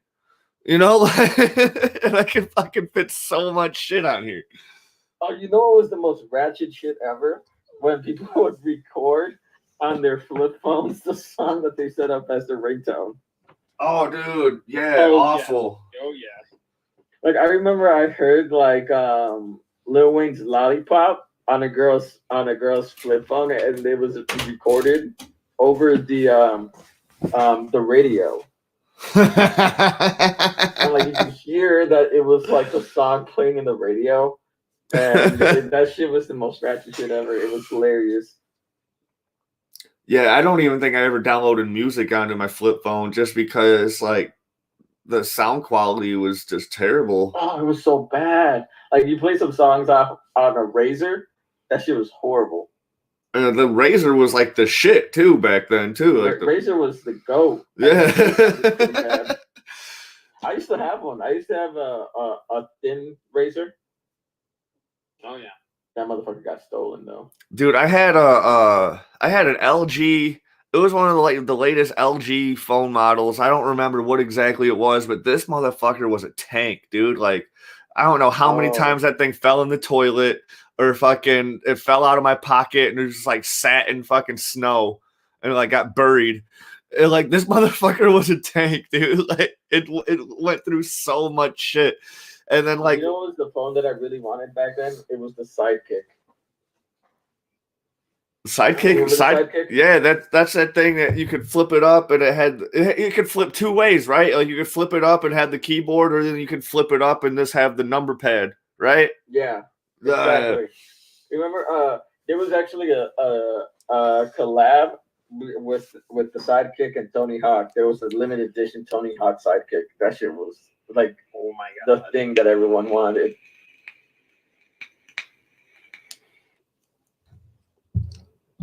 Going back to dope ass soundtracks, dude. Tony Hawk, dude. That's how I got put onto Primus. That's how I got put onto a lot of shit, dude. Tony Hawk and Tony Hawk 2. Fucking boom. Dope ass soundtrack right there from both those games. Yeah, those were good. I remember, what was it? The soundtrack to Madden 07. I remember that. That was fun. No, I know it sounds hilarious, but it was like I played that game way too much, and I remember listening to that because I think that was the first time I heard Wolf Mother was on that soundtrack for Madden 07. And it was just like, damn, this is good. All right. So now on to the next topic. Like, we're actually breezing by this episode, not gonna lie, with these like little big topics that I have. The music's fun. Yeah. Okay. So the next topic would be like during your teenage years. What was your music exploration back then? Because I know that's when you really shift from what you first started with. Dude, I started hanging out with all these like hippie girls around like sophomore year of high school. And then that's how I got put on to like Beatles and Simon and Garfunkel and Cat Stevens and Janis Joplin and like all that old shit, dude. I was all like, whoa, dude, like they got it in. Like that's when I got put on to Jimmy. I knew about Jimi Hendrix and shit, but like I never really listened to him. That's how I got put on to Bob Marley. All sorts of cool shit, dude. That they put me onto. I was all like, damn, dude, like people still listen to this shit, dude. Like, I get why they do. This shit holds up. It's fucking rock. They rock out, dude. Like, and so that was kind of my exploration, and I still did gravitate back towards my roots. Like, I'd still go back and listen to my punk rock and my hip hop, and like. But at that time, I wasn't giving any fucking pop a chance. I hated pop in grade school because that's when like the Spice Girls were huge. Even though like I go back now, and I'm like, why did I ever hate the Spice Girls? They were fucking awesome. See, for me, I really liked Maroon 5 back then. That was my grade school thing. Yeah, see, my grade school years were like the Hanson and like Eminem was just coming out and Kid Rock years and shit, dude. Like. Yeah, my teen years were interesting because it was like I'd gone from like classic rock at that classic like folk rock and like 60s 70s hippie stuff and Beatles, and then I kind of got into like some alternative like Green Day, and like arcade. I really liked Arcade Fire at that point. I remember kind of first finding them. But then I started listening to a lot of Southern rock because I was in a band that was mostly Southern rock, like what we played. So it was like a lot of Leonard Skinner and Allman Brothers. And so I started listening to a lot of that, and that was interesting. So that definitely, I don't listen to it much now, but that was definitely a good chunk of my teen year. Nice. Okay, not bad. For me, it's like as a young boy, I already had a strong amount of like R&B, hip hop, like let's say cumbia as well, like Spanish cumbia, pretty much Mexican cumbia, Spanish pop music, that pretty much like stuff. Like the only thing I don't like from Spanish music, I think, is corridos. It's basically like the ranchera songs where they talk about just drug dealers, like basically like narcos guys, like those are that's the only type of Spanish music that I don't like. And I think in my teenage exploration is like, because I already like knew about the Beatles, I knew about Elvis. But actually in my teenage years, that's when I was like, fuck Elvis, he's a piece of shit, and all that, because that's probably when you found out about Chuck Berry. Middle school and high school years is when I really started paying attention to like music documentaries. So like blues documentaries, like punk rock documentaries. Just VH1 like Behind the Music was big, dude. Like, yeah. And you got to keep in mind, this is like when internet era was actually becoming huge. So like it was a lot easier for me to watch shit on the internet at that point. Let it rebuffer. So I really got into punk rock. I learned about like the Dead Kennedys, Misfits, Chicago's Blue Means, which are like a very not well-known band, but I found out about them because there's this like Chicago documentary about like punk rock scene in Chicago and how it started and all that, and it was fucking awesome. I enjoyed that. Which Blue Meanies are like a punk ska band. Oh yeah, Fucking they were huge recommend. over I here. love the Blue Meanies. And then I already knew about like funk. I leaned more into crooners. I learned a lot more about crooners. So like Tony Bennett, Fred Astaire, Nat King Cole, Fred Ella Astaire's a goat. Fitzgerald. I'm just naming as many names as I can remember. Oh, I learned about Nina Simone as well. Like just a whole bunch of documentaries taught me a whole bunch about music.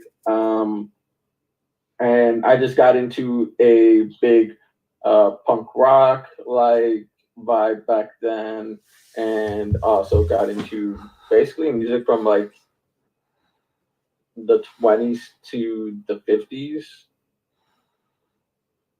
and just like fell in love with that. Still stayed with like hip hop and everything, but like I just like immersed myself more in genres. And I actually learned a lot more about hip hop too. Like I didn't know anything about the other fucking Homo sapien until I was in high school.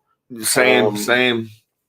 I didn't know about like a Wu-Tang Clan until I was in middle school, I think. No, actually, no. I take that back. I learned about Wu-Tang when I was in elementary, and same with the Fugees. In like middle school, high school is when I learned more about Outkast. Middle school, like I was all about Outkast. Let's see what else. I learned a lot more about like East Coast rappers, West Coast rappers. I learned more about like what's East Coast, what's West Coast, what's Midwest, and just branched out into further into the music industry, into the music scene overall. Like I don't think like outside of like what I said from like the 20s to the 40s, I learned a lot about those genres and about like the punk rock scene. Out of those two specific areas, like I just like branched in deeper to what I already knew. Yeah. Here in Rockford, like growing up and like when we were in high school, there were a lot of venues that had all sorts of local like punk shows and shit. It was like really awesome. And I would hang out at it too exclusively. I hung out at our local skate park called the Pit, like every Friday or like every other Friday or so. They'd have like they'd have a show there, and like I'd always hang out there, even if I didn't like the band or whatever. I'd hang out there, dude, and I'd sell people cigarettes. This one time, I sold a motherfucker a cigarette for $5. Sold a motherfucker a Newport for $5. One Newport, $5. So that was one of my hustles. Like it could. Damn. And then also, Anti-Slayer keeps calling me a liar. I'm not fucking lying. Yeah, dude, you're not. I know you're not. Usually, you're. I only know when you're lying when we're playing Among Us. But no, you don't, because like you guys, like when I'm telling the truth, you think I'm still lying. But the other venue I hung out at was Divine Cup, and that was the first time I heard our local band called Magnum Opus, and they were playing a cover from Chicago. They were playing that 46-824 song. Oh, I just remembered something. Another thing that I learned about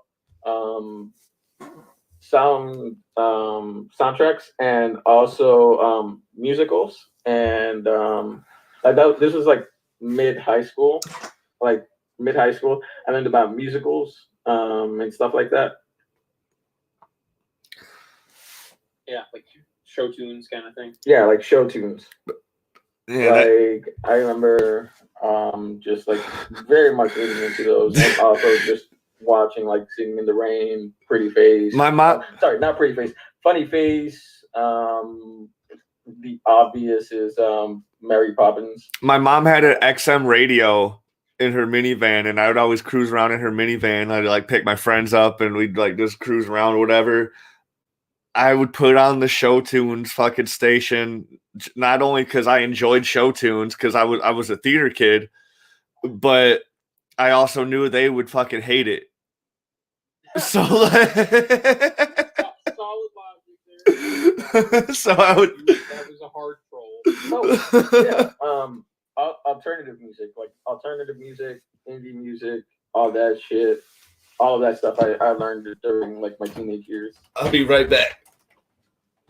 Weezer, I got into when I was in middle school. Like that's when I first fell in love with Weezer. That's my favorite band. Oh, I know. I know it's your favorite band. Yep. That's why I've seen them 3 times live. I actually didn't start going to live shows until like I was like, I think 19. I didn't start going 18, 19 is when I started going to concerts. Basically when I was able to drive and I was working and I could, pay to do this stuff. Pay to go see this stuff. Oh yeah, no, money was an issue. I'm trying to remember when. I remember Green. I think I saw Green Day when I was 14, maybe. Jealous. Damn, yeah, or 16. I don't know. I went with my dad.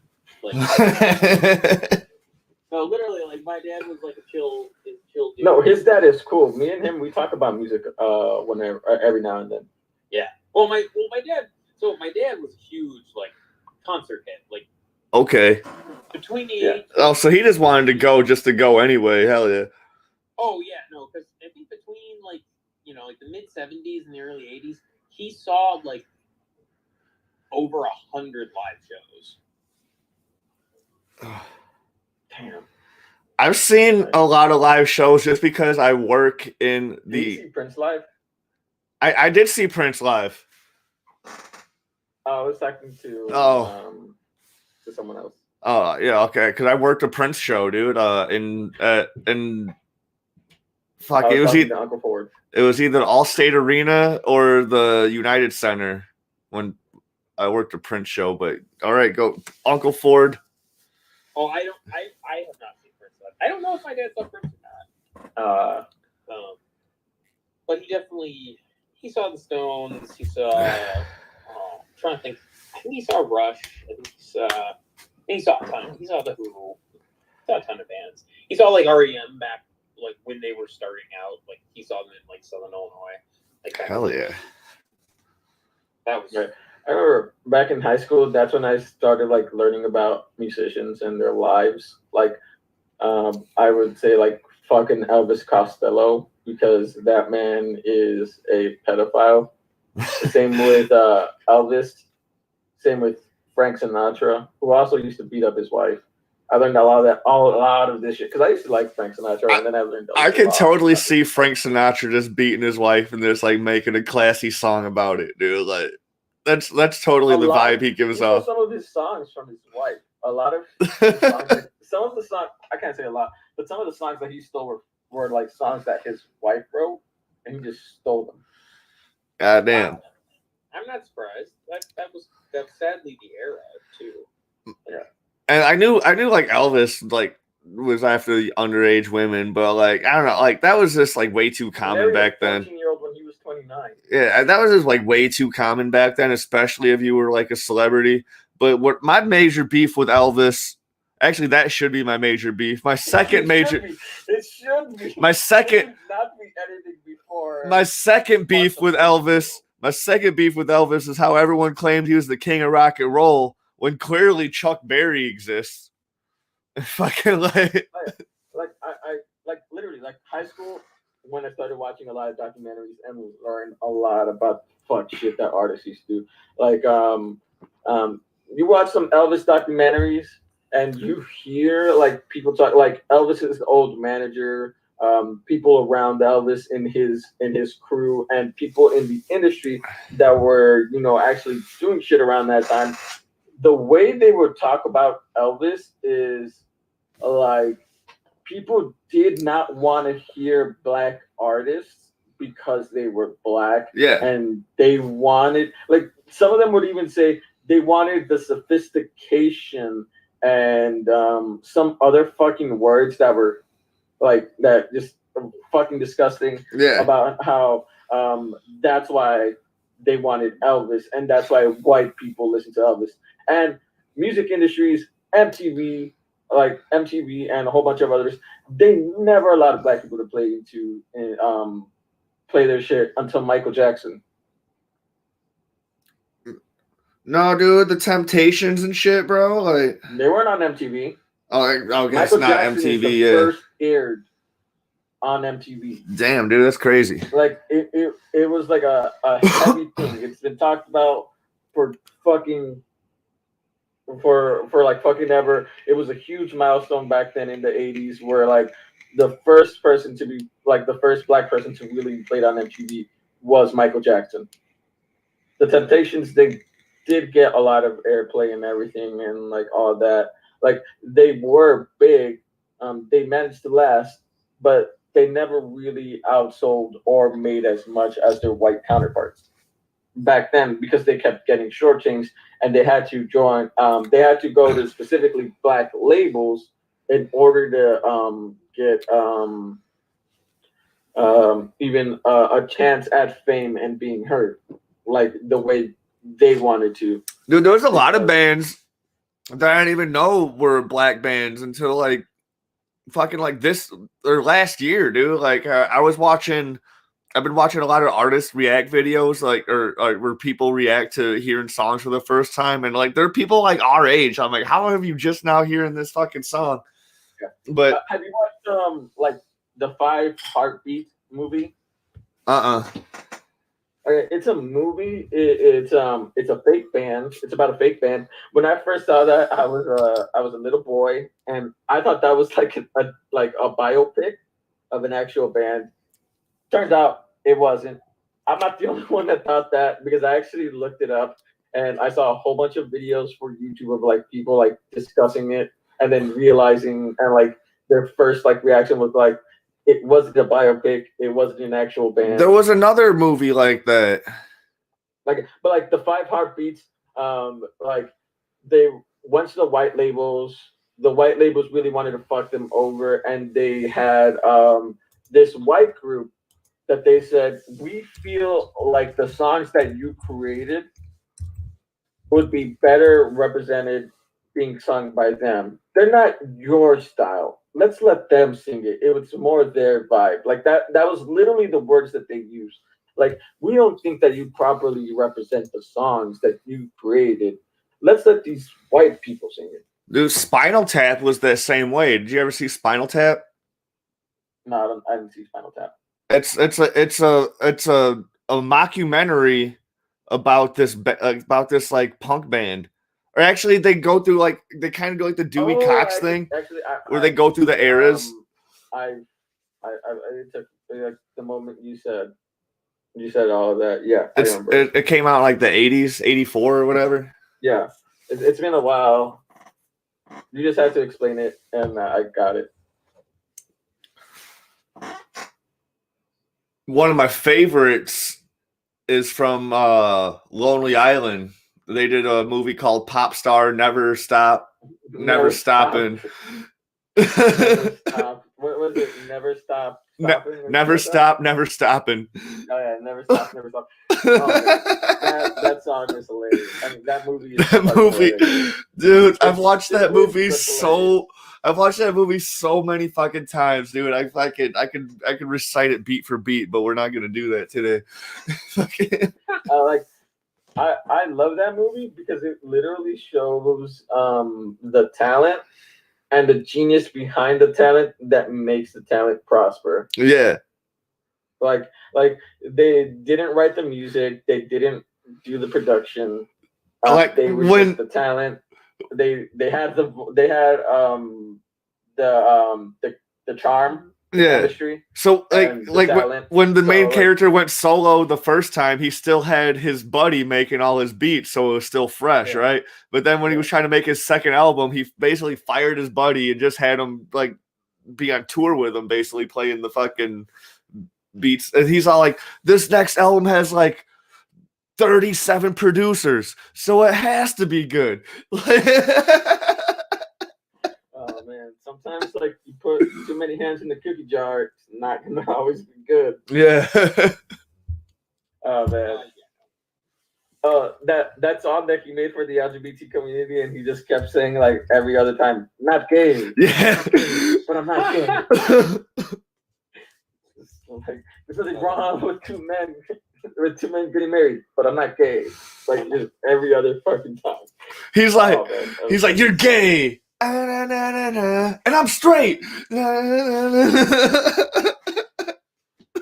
Oh man, have you watched that one, Uncle Ford? No, I haven't. Fucking Ringo's on there like he's trying to make a song for gay rights, like they're not allowed to get married, right? Like they're allowed to get married, dude. Like you're making this song too late.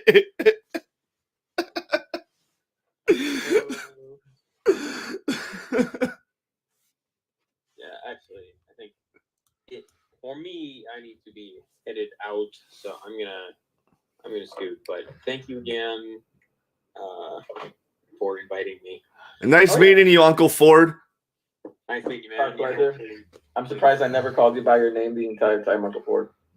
I know you did a good job, Tony. You said my name. I'm just kidding. Say my name. Say my name. Wait, what's your name on here? It's my name. It's my actual name. I am not hiding my name. Yeah, you don't. And my name is basically my name, but it's my last name. So I mean, we all call you Timmy, Timon. We use your government here. I was gonna legally change my government to Timon, but that costs money. I can just do it on Facebook, just and people Timon, call no me. last name. No, Tim. I would still keep the Weiner, dude, because that shit's dope. You're gonna keep the Weiner? Hell yeah, because that shit's dope. Sounds a little sus. Even if I like tomorrow I realize I was like a woman or whatever, dude, I'd still keep the Weiner. You're faded, man. All right, well, good night, guys. All right, good night. Thank you for stopping by. Hey, glad to hear from you. Glad to, and anytime. I'm glad you got to hear my pessimistic views on certain artists. Oh yeah. Oh, I will gladly continue to hear you. I was actually gonna start speaking positively about the Beatles, but you're leaving already, so you won't be able to hear it. Well, I'll listen to it later. Okay. Yeah. Alrighty. It'll be uploaded next week. Sounds good. Bye, guys. Bye. You could listen to it tomorrow. I mean, I can send him a copy. Yeah. No, I'm just saying, like, it's gonna be on my channel. Oh yeah, he can. Yeah. True. But like what I was gonna say about the Beatles, they may have not been the most, let's say, instrumentally genius bands, because they weren't. They were very like average in terms of their musical ability. Yeah. But they could write songs like a motherfucker. Dude, I have one fun fact about Beatles. Actually, I don't know if it's a fun fact. It's fun hearsay from a buddy of mine when I lived in Lockport. He was he's like, dude, the Beatles were at a concert and the crowd was cheering so fucking loud that they could not hear each other play. So they were still just playing the songs or whatever, and it was still flawless, you know, like. So you don't like if you're able to know your start cue. Yeah, you're not gonna fuck it up if you know exactly when to start playing. And you were able to do it. Yeah, but either way, dude, even if you can't hear each other play, you probably can't hear yourself playing either. Yeah. That's in general. It is hard. Like even for singers, it's hard to hear yourself sing without fucking up. Like that's another issue that people don't understand about like concerts. Like it's tough to sing live. It's really tough in a concert setting specifically. Dude, for sure, dude, and especially if you're like a pop star, you have like a whole dance routine and shit while you're singing, dude. Like, whew, oh yeah, whew. That's why, like, when people say like talk shit about Britney Spears lip singing, I'm like, do you see the performance she puts on? Yeah, and they're not lip syncing the whole thing. They're just lip syncing like maybe like the chorus or some dumb shit, dude. Like you know when they're actually singing and when they're not, and you're still there for the show. Look at Beyonce. She's not singing the entire thing. Yeah, but that's why MF Doom wears a mask and he has Doombots go to his concert. He's all like, dude, you're not there you're not there to watch me rap, dude. You're there to fucking see the show and hear the music, dude. You're not there to that's what he said in an interview about having Doombots go to his concert. He's all like, dude, you're not there. You're there for the experience, dude. Like, you're there to hear the music. And that's true. Yeah. All right. But back to my thing about the Beatles. They're great songwriters and it's a god tier songwriting. It's like basically three out of the four guys are just god tier songwriters, and they just like made a whole bunch of fucking songs. Like George Harrison, how am I forgetting his name? Paul McCartney and John Lennon. I forgot John Lennon's name. I don't know how the fuck that happened. But yeah, like John Lennon, like 3 out of the 4 fucking bandmates could just write really good songs. Yeah. And they were able to get creative with the production. They were like, we're not the best musically, not going to be able to outplay these people, like in terms of ability. But what we can do is we can give it a new spin on how it's played and make it fresh without it sounding too weird. And that's where they excelled at. And that's how they were able to create the pop music blueprint of like just making good cutter, sellable, top of the line pop songs. Dude, your buddy Brandon Guerrero likes to claim that the Monkees are way better than the Beatles. I mean, like in terms of like musically, yeah, but not in terms of like hits. Yeah. Like in terms of hits, not many people can beat the Beatles. I mean, the Monkees weren't even a real band to begin with. They're a TV show band. True. But either way, it is to be like, so it's like the Partridge Family, you know, like. And also, it's apples to oranges Beatles, at that point. The Beatles, they gave their ups to black musicians. Like they actually, they actually respected black artists. So I will say that about the Beatles.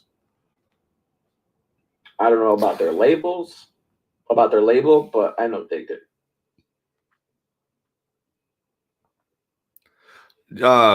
What's your experience with, like, besides Hispanic music, what's your experience with like foreign music? Like, I had a buddy from Yemen and he put me on to a bunch of Arabic music.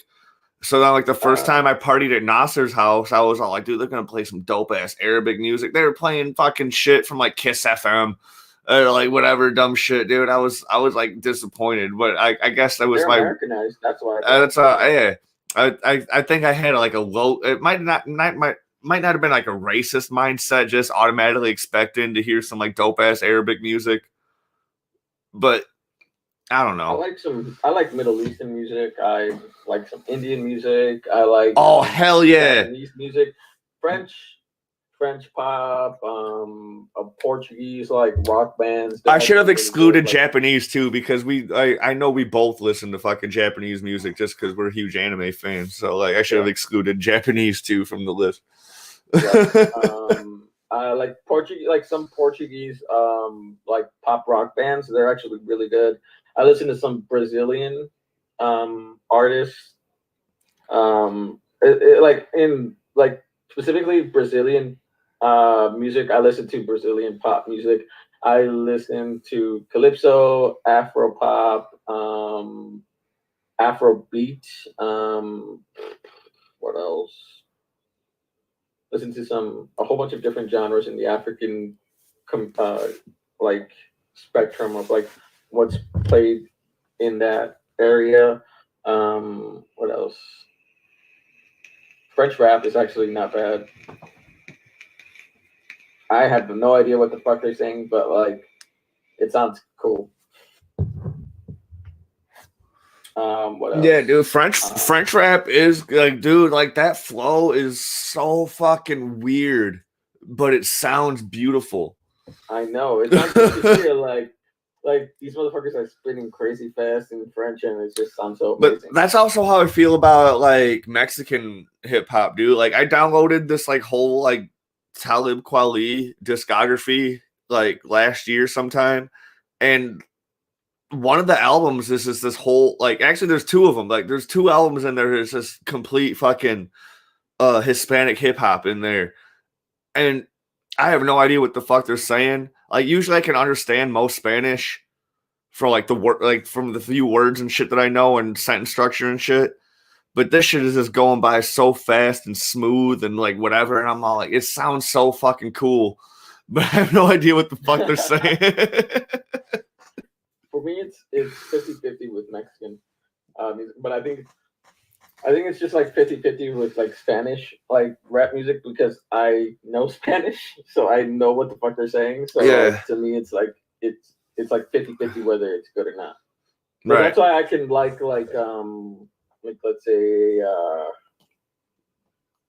what the fuck? Why am I like blanking out on the name? South Park Mexicans don't count, dude. They're American. Do you know who I'm trying to say? No.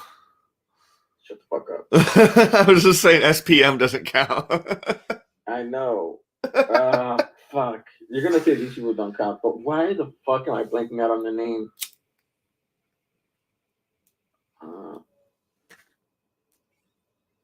Cypress Hill. Yeah, they don't count either.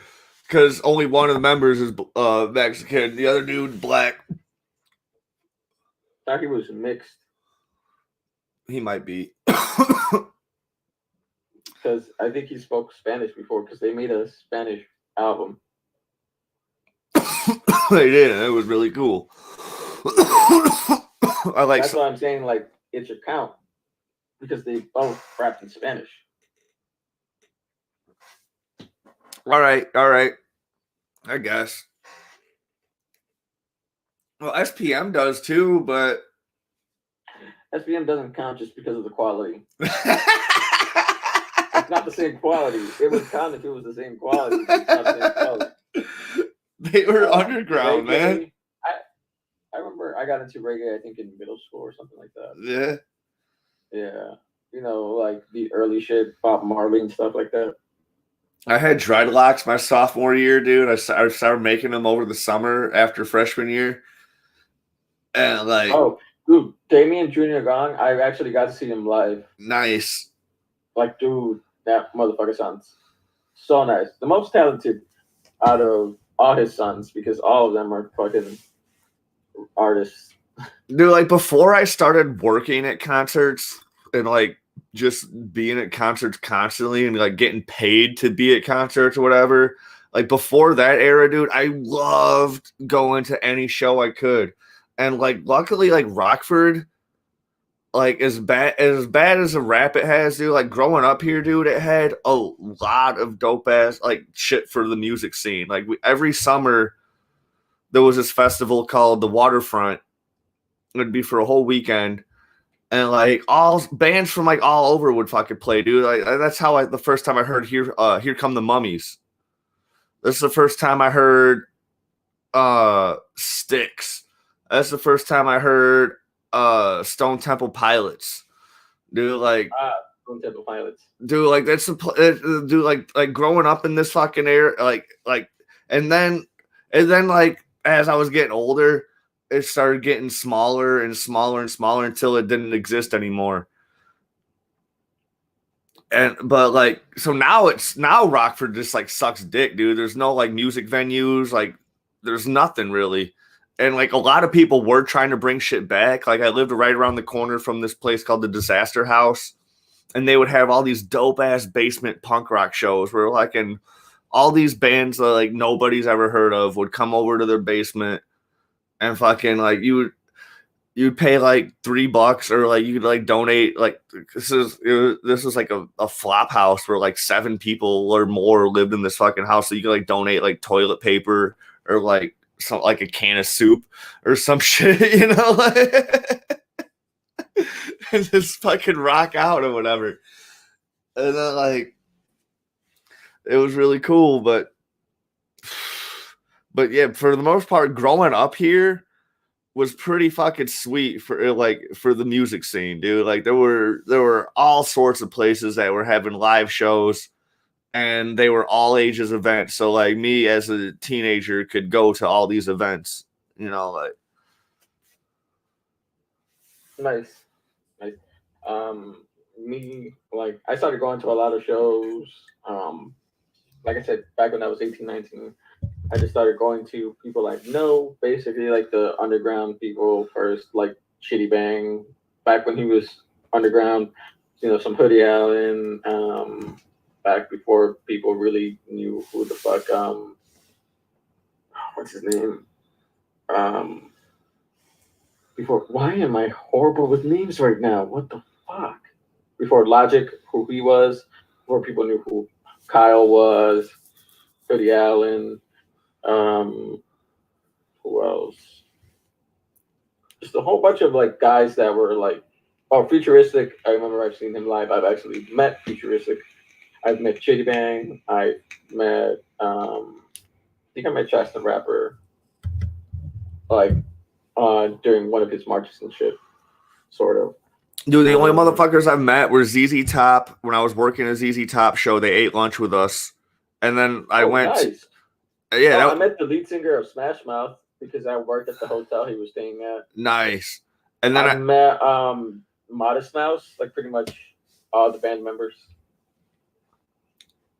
And I kind of told them to their face, like, yo, I've gone seen y'all live, but fuck y'all, I'd rather see people from Morrissey. I was walking down Michigan Avenue one time, and I walked past fucking Mindless Self-Indulgence. Oh, nice. Like they were just walking by, like we just crossing. I was all like, dude, that's MSI, dude. Like, what the fuck? I didn't want to go be fucking gay paparazzi on him. I was like, that's weird, I saw Vic Mensa live. That was dope. I was actually like right next to him while he was performing. And so like, he got off the stage and got to like the first row, and I was on the first row. And like he was just pretty much next to me. Nice. I went to. I think he was singing "You Mad" or something like that.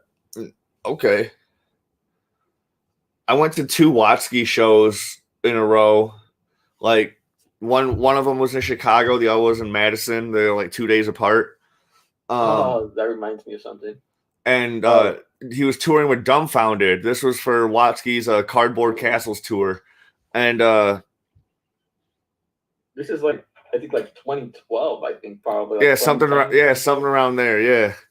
Yeah, because I remember that's when like they were like all like the YouTube underground rappers. They were like all just touring together at that point. Yeah, and this was when Anderson .Paak was still Breezy Lovejoy, and he was in Watsky's band because Watsky was performing with like a live band with like Kush Modi and like all his other buddies and shit.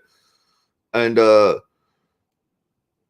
it was the Madison show where I had bought merch and I'm waiting in line to sign merch, and then my buddy Zach was all like, dude, fuck this line.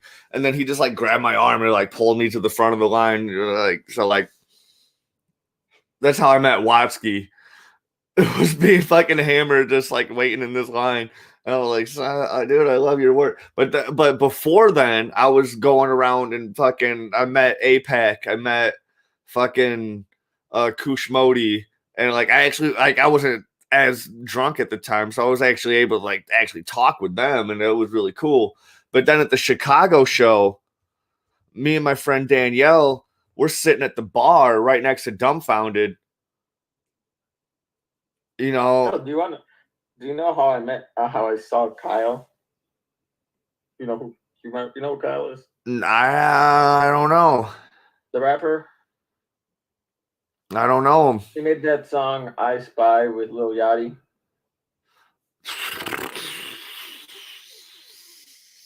I shouldn't expect you to know who he is, but like the way I met him, it was before like he signed to a label and stuff like that. Before he like got his big up. Yeah. Like I went to a Hoodie Allen concert because my brother really wanted to go.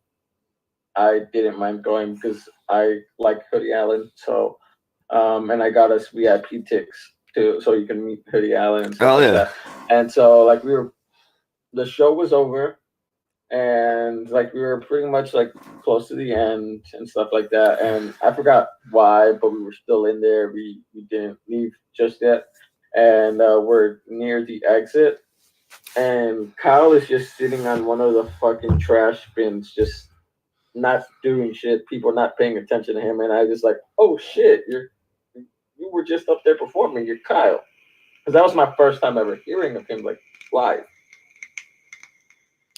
And he was like, oh yeah, what's up, dude? So that's how I met Kyle, and that's all that was about it. No, so here's what pisses me off about the dumbfounded meeting. So like we're sitting at a bar next to dumbfounded, and we're like, because you told me about this story. You fucked up. No, I didn't fuck up. My friend fucked up. This is what happened. Like I didn't even have my phone with me. I left my phone at home like that whole day, so I didn't even have it at work. I didn't have it at all with me.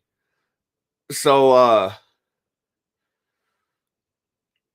we're like chatting it up with dumbfounded or whatever, and then Danielle's all like, oh dude, like I'm hungry, let's go. Like there's a McDonald's like right across the street from this bar, so we go to the McDonald's, and then as we're like leaving the drive-through, we see dumbfounded leaving, and we're like, dude, let's ask him if he wants to smoke a blunt with us, dude. Like let's just ask him. She's like, no, like that's weird. I'm like, no, dude. Like, he's probably trying to find something to do, dude. Like, while he's finding something to do, he'll probably gladly smoke a blunt with us, dude. Like, you know? Oh, yeah, I remember that. So then, but she's like, no, the whole time. So we end up driving back home. I go and check my phone. I check Twitter. And I see fucking dumbfounded tweeted, like, right around the time we saw him, fucking, like, yo, just kicking in Chicago, man, trying to find something to do. And what's up? And I'm like, God fucking damn it. Y'all could have been like chilling, like dumbfounded. Like after you guys started talking to him, he would have been like, yo, I heard about this party. Let's go. Y'all could have just like lit up. Dude, honestly. Like, dude, we could have had like one of the best nights ever. And your friend decided to not fucking be about it. Yeah, she was the same. She was the same way when we ran Tough Mudder together, dude. Like, cause it was like this huge ass after party after Tough Mudder, but she's like, no, dude, I'm so beat up. Oh, I can't fucking party, man. I'm filthy. I'm like, dude, everybody here is filthy, dude. Like we just ran like 10 miles in the mud, obstacle courses and shit, dude. Like, everybody here is filthy, dude. Let's fucking stay and party. She's like, no. Pretty much everybody at a festival too. Yeah, dude. She's like, no, I just want to go. I'm like, dude, I hate it when you're the ride. Ugh. Because they don't want to do shit. They don't want to do shit, dude. Like, but then if I'm the ride, they'll be fucking whining, like, I wanted to go, blah blah. I want to leave. I'm like, ugh. So then I just hate being on someone else's time. Yeah, we ride. Especially when people like think that like the end of the show is the end, like when there's a possibility to do more. Yeah. I remember after this show, like the band was like, yo, we're throwing an after party at this place. Everyone go. Oh, I've gone to a lot of those. Yeah. They're fucking fun. Yeah. Like, why the fuck not? That's how I met Miles Nielsen. Sorry, I forgot like that you can't see what the fuck I'm doing. I just pretty much gave you a nod right now. Like, if you don't know who Miles Nielsen is, he's the son. Like, this is for viewers. That's the son of Rick Nielsen from the band Cheap Trick, because the members of Cheap Trick are from Rockford. And I think they have they have an album, like their latest album that came out like 7 years ago. Fuck, it's called Rockford, and I think that's their only representation of this town. But I actually like lived in a neighborhood where Rick Nielsen grew up. But whatever. But then fucking Ian Xander another one of the fucking kids from Cheap Trick, dude, fuck that guy, dude. He's a fucking dickhead, and I will gladly say that. Like, if Ian Xander ever fucking finds my podcast, or someone who knows him finds my podcast and links him to it, saying fuck that guy, I don't care. I was about to say, okay, so my final question, I don't know if Jake is gonna pop in at any time. He said I'm about to drop in in the second. Oh, nice. At like 10:20, 11 minutes already. I don't know if he's gonna pop in or not. But my final question would be, and I'll probably ask him all these questions. Yeah. Try to get more out of him. Is what was your favorite concert, or like, and festival? Like, what's your favorite? What was your favorite concert that you've been to, and what's your favorite festival? My favorite festival is Lollapalooza because I make a lot of money. No, like just off of being. Oh, as a viewer and not as a yes. Okay, not as a worker, as an actual person going there.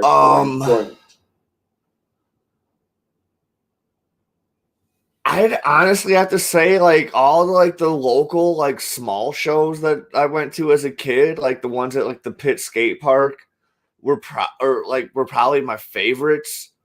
But I think I think some of them. I think some concerts I had the most fun at was like the 2 times I saw Chance. Yeah, Chance is fun live. Yeah, and like one of the times, dude, like we all ate drugs, we all ate acid and shit, dude. And like the other time, like we just like smoked a bunch of weed on the way there.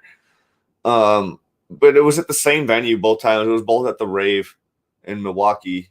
Okay, so for concert, it was at the Rave. Chance the Rapper. I really like the Rave as a venue in whole, even though they're non-union. I do like they always put on a good show, dude. Like I've seen Fallout. They do. I saw Dropkick Murphys there. Dropkick Murphys. I've seen them like I think I've seen them like twice or 3 times. I forgot. I've seen Tech Nine there. Never seen Tech Nine. So like yeah, I really do enjoy the Rave, dude. They get good shows, and they're like the tickets are always cheap as fuck, dude. Like a lot of times you can find like we got the Tech Nine tickets at like $10, but then you have to buy 2 drinks, and I'm like, dude, I'm gonna buy more than 2 drinks anyway. So like, yeah. Also, their Jack and Coke, I think it's like $6 to $8. Yeah. So I just get their Jack and Coke double. Just have them put 2 shots of Jack in there and then fill it up with Coke. Yeah. Because the regular Jack and Coke that they do is not that strong, honestly. Yeah. And so I just asked for a double. And festival, my favorite festival, like I have to go back to the fucking Waterfront, dude, even though it doesn't exist anymore. Like I've never gone to a lot of festivals. I really don't like that vibe of just like all that overcrowdedness. Like I always did want to go to Bonnaroo, but that like I don't really care anymore. I always wanted to try out summer camp, but I don't really care anymore. Like there's all these cool ass festivals that I used to want to go to all the time, but like I just don't really care anymore. Like even Taste of Chicago or Lollapalooza, like it's just like way too crowded for me. Okay, I see. I understand it. I do like Taste of Chicago because they actually have quality over quantity. Dude, I saw who'd I see it? Yep. I saw John Mayer at Taste of Chicago in like 2009. Not bad. Back when he was really popular. Yeah. And then I saw fuck, what's his name, dude? He's this black dude. He's fucking that doesn't I know. He plays this guitar that like sits on your lap. And he fucking sings like an angel. Fucking like fuck. Fuck, why is that name not like just coming out? I know. I know who you're talking about, but the name is not reaching me. You know who I'm talking about? I have no help right now. But you know who I'm talking about. Yes, I know who you're talking about. After you specified. But yeah, I saw him there too. But like, bro, I've been bad with names the entire episode. You can't expect me to do that right now. It's like Robert Randolph or some shit like that, dude. It's something like that. Like, all right. Now that you said your piece, my turn. Okay. So for me, my favorite concert was seeing Weezer and the Pixies perform together at Tinley Park, and that's just because like I've always wanted Weezer and Pixies to perform together because that for me was a dream concert, and I got like literal goosebumps when I saw the Pixies performing, and they were like, I had like legit goosebumps, and I was like, oh my god, yes, this is the best ever. And then Weezer's my favorite band, so I obviously had a good time, but like I got legit chills when Pixies are performing. Dude, you said Weezer, and then that made me forget about Warped Tour, or that made me remember Warped Tour. I would still want to go to Warped Tour just because it's skating and concerts and all that shit, dude. Like, that's dope. So, sorry. Like, a lot of these, like, bigger name ones. And then for me, my favorite festival is, of course, Riot Fest. Hell yeah, dude. Riot Fest is my favorite one. Like, I gone there. I've actually met up with Yak. You know who I'm talking about? Other people won't. I thought it was Yacht. Jocelyn. Oh yeah. Hell yeah. Yeah. So I met up with her and her husband, and met her kids as well. We chilled. We saw Blink 182 and a few other people. Like, we went around. I met this one person from a mutual friend, and like we were at this place, and like her friend her friend and my friend that we took to this karaoke emo night thing. They left. She stayed. I stayed, and like she actually went up and performed and won a free ticket to Riot Fest. And I actually got met up with her while we were going to shows, and like we chilled and talked a bit. And then like this person that worked at this place that I was like at a chiropractor. Like actually was going to Riot Fest too, and like I actually met up with them just randomly at Riot Fest, and like we chilled at a show and stuff like that, and then we went our separate ways. Like just Riot Fest is like the most like easy to meet people place ever. Hell Also, yeah. I got to see Wu-Tang live. I got to see Nas perform. I got to see let's see who else. Yes. I got to see like Mick Mensa. I got to see Joey Badass, but I saw Joey Badass like by himself separately perform outside of a festival. So like that was like the second. It was shitty that one time seeing Joey Badass because like a lot of there was a lot of equipment failure when he went up, and it was not his fault. It was Riot Fest fucked up, and like he just kept getting pissed off at Riot Fest. Going on like, yeah, Riot Fest is real unprofessional, not letting my shit work. And That's because like Riot Fest is non-union, dude. If they had us hooking that shit up, dude, it would be on point. Yeah, I'm here. My bad. Oh shit, you loud as fuck. Let me lower you down just a little bit. You still recording? Yeah, we're still recording. Yeah. I'm extremely late. My bad. Oh, no worries at all. Like stuff. We were able to get a good content. My friend was here about like Paramore did a what? What did Paramore do? Your friend what? No, my friend was here. He was with us for like close to an hour, so it was cool. He contributed, and like it was cool. Like me and Timon really had a good back and forth. So like we're still recording too. Like we're still talking about shit. I was gonna ask you. I was gonna ask you, Tonio, before Dalen popped in. Like, what's your favorite venue that you've been to? Is there like a favorite? I don't think I have a favorite. Because like there hasn't been one that's been like the most exceptional out of all of them. Like, there are a couple in Chicago, like the House of Blues and what's the other one's name? Can you name them off for me, like the big ones in Chicago? I only know the bar places, dude. The bar venues. Oh, like the Empty Bottle. Like I love the Empty Bottle. Actually, that's gonna be it. The Empty Bottle. That's the one. I remember I got to see. Oh, one of my favorite shows actually was getting to see the Algiers, which is a punk band that's industrial. They're an industrial punk band. I got to see them live for my birthday because they came to Chicago to the Empty Bottle in October. And I got to see them live. Actually, my friend Uncle Ford, who was here earlier, he went with me too, and so did another one of our friends. And like I pushed my way to the fucking front, and like this dude got off the stage and was like wilding out, like just like on the fucking floor, and I was like 3 feet away from him. I got to meet them. I got like a signed tote bag, signed CD. All that shit. It was so good. It was so fun. But yeah, Empty Bottle is one of my favorite venues now. There's another one that I like, but I forget its name.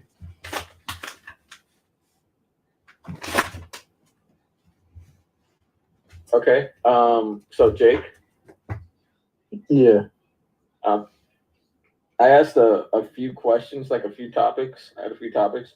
Want me to ask you some of them? Yeah. Okay. So I think the first genre is like at what point in life did you like first like when was the first time that music really affected you, or like not in a sense like where in a sense of where you're like, oh shit, I really like this genre or this style of music. When I finally accepted that it's okay to be black and like rock music. When was like how old were you when you got to that? It's like 16, 17 when I finally just said like fuck it, whatever. Dang. Because you know, I mean, no wonder you're not big on music then. I'm in the Bay Area, man. We don't listen to rock music like that. I get it. It's the Bay Area. It's really tough. I got called white a lot in high school because of my music choices, like a lot. So when I finally said, you know what, it's whatever, man, and I was like, Paramore is my favorite band ever, and I don't give a shit anymore. Although Paramore is like a past band for anyone, you know. Yeah. Hood motherfuckers singing "That's What You Get," crush, crush, crush. It's like respect. All right, I'm back. Misery Business and Brick by Born Brick. I can blast that shit open. It's all good. Okay, so what you're saying is like the pop punk scene is like was your main juice, or like what was like the main genre that you first got into? Oh, it's a specific genre, but I guess it's kind of like, I'm gonna be honest with you, I think I listen to a lot of like emo shit because those superhero soundtracks in like early 2000s, like Daredevil and Ghost Rider and shit. And oh hell yeah! Hell yeah! Albums. I remember middle school, like first getting into like a My Chem, I believe, and a what is their name? Fuck. The lead singer is Amy Lee. Bring Me to Life is Evanescence. Yeah, first getting into Evanescence as well, stuff like that. Yeah, I know. Like my cousin got me into like Foo Fighters and stuff like that. Foo Fighters is dope. Like them. I remember some upperclassmen when I was in 9th grade was really into CKY, and I guess from them I heard that they liked it. I was like, let me try this out. I think I have some song. Or no, some CD they had. I think it was. I can't remember what it was, but yeah, CKY was right. Like Panic at the Disco. I actually like POD. I randomly got a POD CD. Dude, I had a buddy that thought POD meant pissed off devils, and I'm all like, no, dude, they're a Christian band, dude. It's payable on death, dude. Like, what are you talking about? Favorite song sometimes. That's funny. All right. Who else? Fall Out Boy, of course. It depends. You know, I just like when it sounds good. To be honest with you. Okay. All right. Like, I'm really into this. Like I'm really into that song. All right now, what is it? Boy in Space.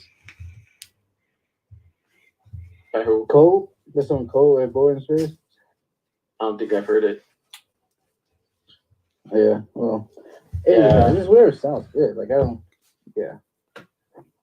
All right. So, next question for you, Jake, is did you at ever any point like try to like find music outside of like the emo or like the pop punk area? Yeah, all the time. Everybody does. All right. So do you remember like when you like were like heavily doing that? Like at what point and then like what area did you like most go to? The honest truth is everybody likes music. That's impossible to not like music. I like music, but I've never been like you guys. Like I need these, you know, all these. Like I know all these songs and these artists and stuff like that. I've never been big on being like a music expert. Oh, dude, I'm the same. I'm the same. I'm the same way, dude. Like, and that's like there's a lot of shit you'd be surprised I've never heard. Never listened to, never heard of. Every time a rapper dies nowadays, I'm like, who the fuck was that?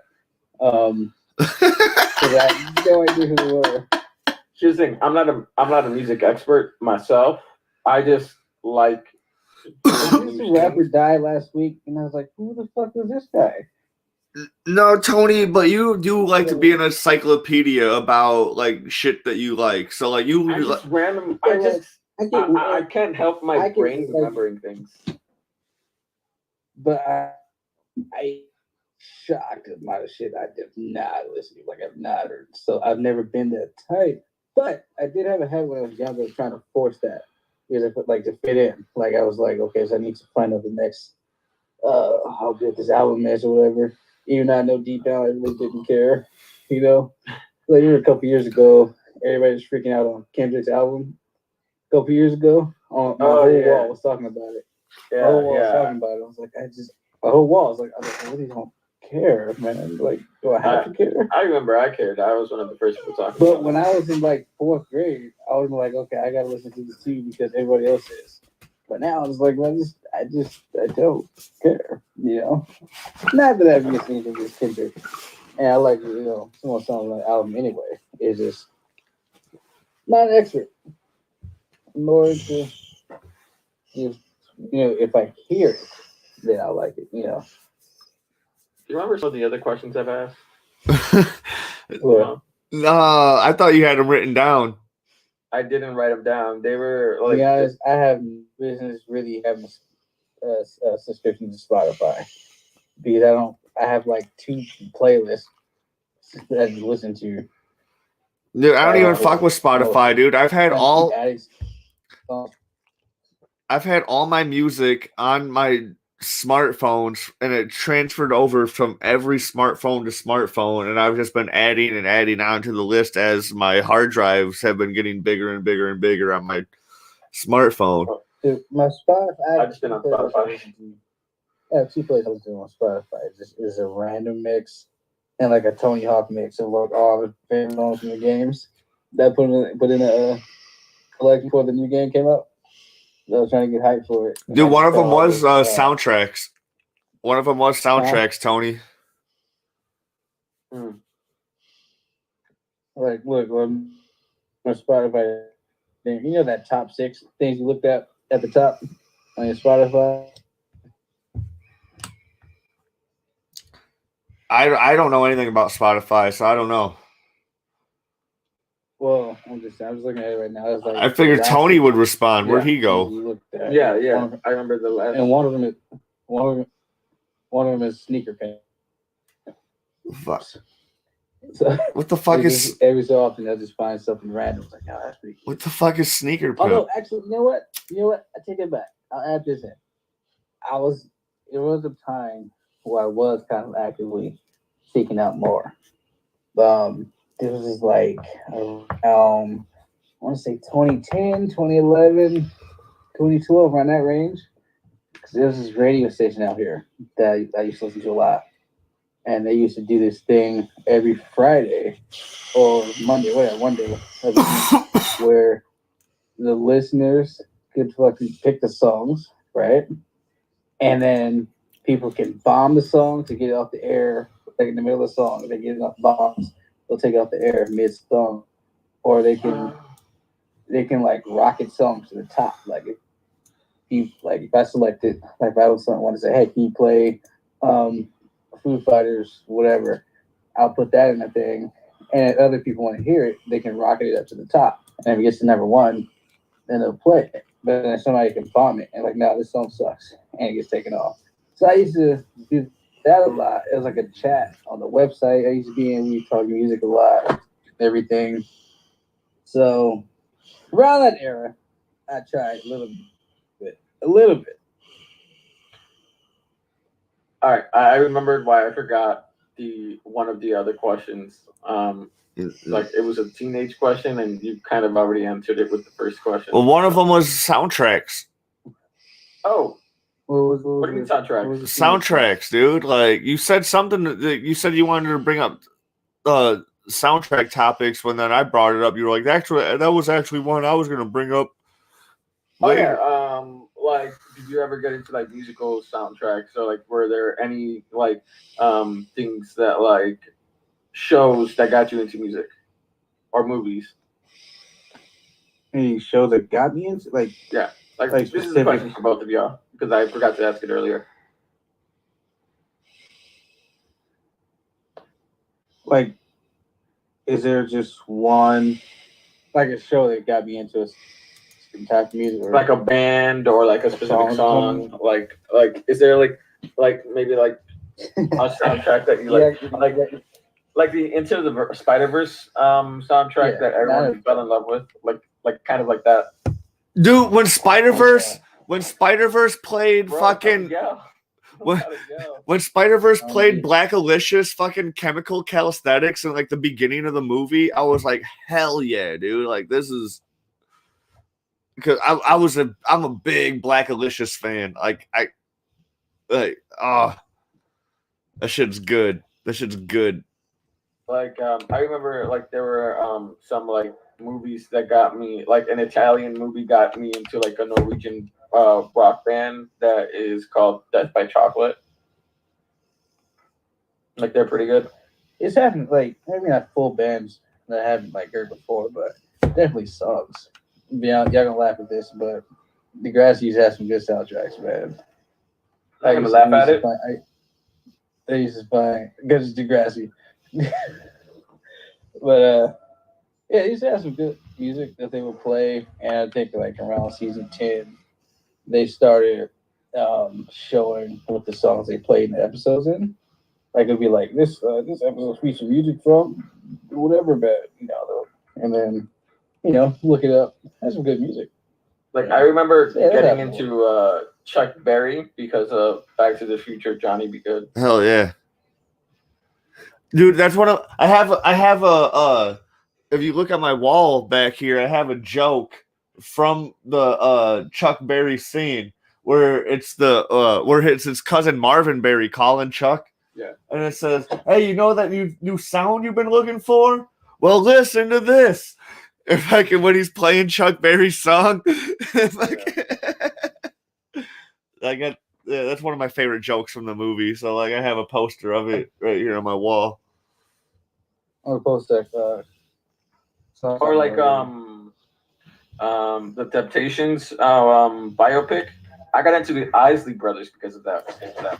I posted this song I was talking about in the chat. Yeah, I've never heard of it before. Yeah, it's a pretty good song. Here's a picture of Alicia Devon Carey. Here, just because I saw it on my camera roll. That's more for you than for us.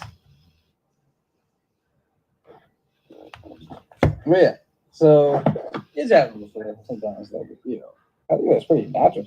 Dude, I get songs from fucking 2K. This is where I get this song from. I heard this video today. Bro, are you really playing Mortal Kombat right now? Mortal Kombat 3. You son of a bitch. Okay. Okay. Now that we asked that question, have you ever gone to concerts or festivals? No, I've never been to a concert at all. Oh, damn. Then that final question. I need to go to a concert at least once in my life. I ain't been for a while because of COVID, man. But I do. Oh, yeah. Now COVID made it way more difficult for you. Yeah. How about you, Shimon? Like I know we had a small conversation about it because of like Overkill from Scrubs, but any other like from Scrubs, dude? I got Colin Hayes. I got the Fray. I got the Fray. Huh? Yeah, I remember. I got into the Fray because of Scrubs too. Dude, I'm not playing Mortal Kombat. I suck at this game. I've always sucked at Mortal Kombat. Anything else? I got into Run the Jewels from I forget what show. I actually forget what show I was watching, but like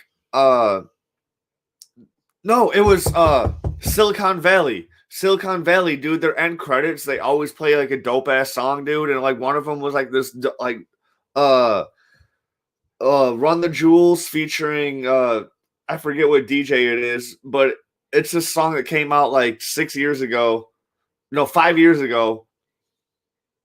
called Legend Has It. Okay. Yeah. Or no, Nobody Speak. It was Nobody Speak. Oh, motherfucker, that's a completely different song. Yeah, dude, Legend Has It is a whole different, but I was all like, what the fuck is this song, dude? So I typed in the lyrics from like, cause I rewound it and I typed in the lyrics on YouTube. So I found this Nobody Speak video featuring DJ Shadow. And fucking, like, I was like, what the fuck? And it's just like that rhyme flow. And like, I was like, dude, this is like, who are these guys? And then yeah, Legend Has It is one of my favorite songs of theirs. That's why I fucking spewed that shit out. I don't know, man. Like, I do download movie soundtracks. Like, I have the Suicide Squad soundtrack. They have the Man of Steel soundtrack. I don't have that. I have the Chicago musical soundtrack on there. I have the Les Miserables soundtrack. I'm not surprised that you had the Les Mis soundtrack. Dude, I was in Les Mis back in 2006, dude, like at the Midway Theater. It was actually one of the last shows Midway Theater ever had. That's dope, man. Yeah. Look at you now. Did you meet? Did I meet who? I was gonna say, did you meet Hugh Jackson? No, that was years before that movie came out, Yeah. but that movie came out like what, like 2010? Yeah, about that time. Yeah, so it was like there's a whole 4 years later. But I want the Footloose soundtrack, dude, because Footloose has some really good songs, dude. That Almost Paradise. Yeah. Time to cut loose. Footloose. Nah, dude, fucking Almost Paradise and I Need a Hero, dude, are like the fucking like I Need a Hero is so iconic, dude. They play that shit in like all sorts of movies, especially like the little kid like superhero movies and shit. Like, you're actually right about that. I love that song.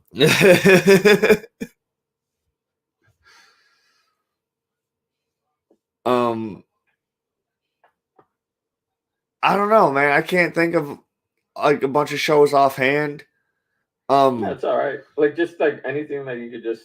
I look really into about how appreciated The music has Wire. dropped so far. I really appreciated The Wire because every time they did their opening theme song, it was the same song every time, but it was a different artist singing the song. So like then you could look up those artists and like if you liked their style of singing it or whatever, so that was really cool.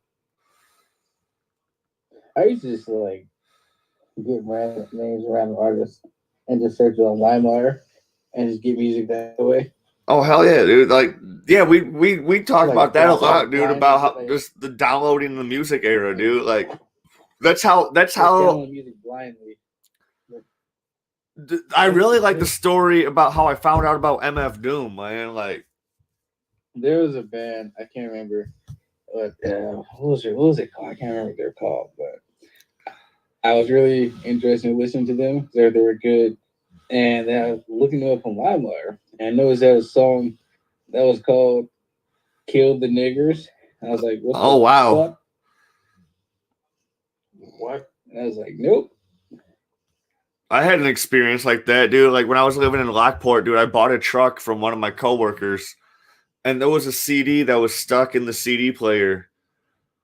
Like I literally had to like take apart the whole tape deck, or the whole like CD player deck, and fucking like take that shit apart to get the CD out, like because like the eject button didn't work. But then after I did all that shit, all suddenly that shit started working, and the whole fucking CD was just all this like racist, like redneck, fucking like quit your bitch and N word. Like that was track 4. Fucking, I was like, what the fuck is this shit, dude? Like, I like all this shit that I listened to that fucking CD for probably like a month, and I was all like this is like until I fucking just like did all the shit to take it apart and do all this shit to where I could like fix it. Shit was awful.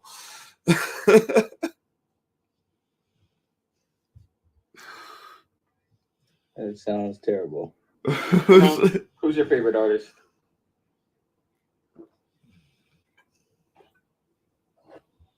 Frank Zappa. Frank Zappa. Okay, it's not bad. Not bad. Frank Zappa's the GOAT, dude. All right, what about you, Jake? Haley Williams. Paramore in general. Paramore in general. Well, I mean, fuck the Farmer Brothers though. So I'm gonna give they're not good people. Generic answer ever. Guess who? Kendrick. No, it's never gonna be Kendrick. Guess. Jay-Z. Okay, that's like the most generic answer. No, it's not. Hank Williams. Snoop. No. Like, do you think all I listen to is hip hop, man? That's why I said Hank Okay, Williams. Blake 182. I'm not talking about bands. I'm talking about artists. Johnny Cash. Beyonce. I like Johnny Cash, but no. Beyonce's alright. Beyonce. Taylor Swift. I actually prefer Solange to Beyonce. Lady Gaga. Solange is the artist, while Beyonce's the hit maker in my eyes. Lady Gaga. I actually never really fell in love with Lady Gaga like that. I think she's pretty cool. She's cool. I just wasn't big into her music.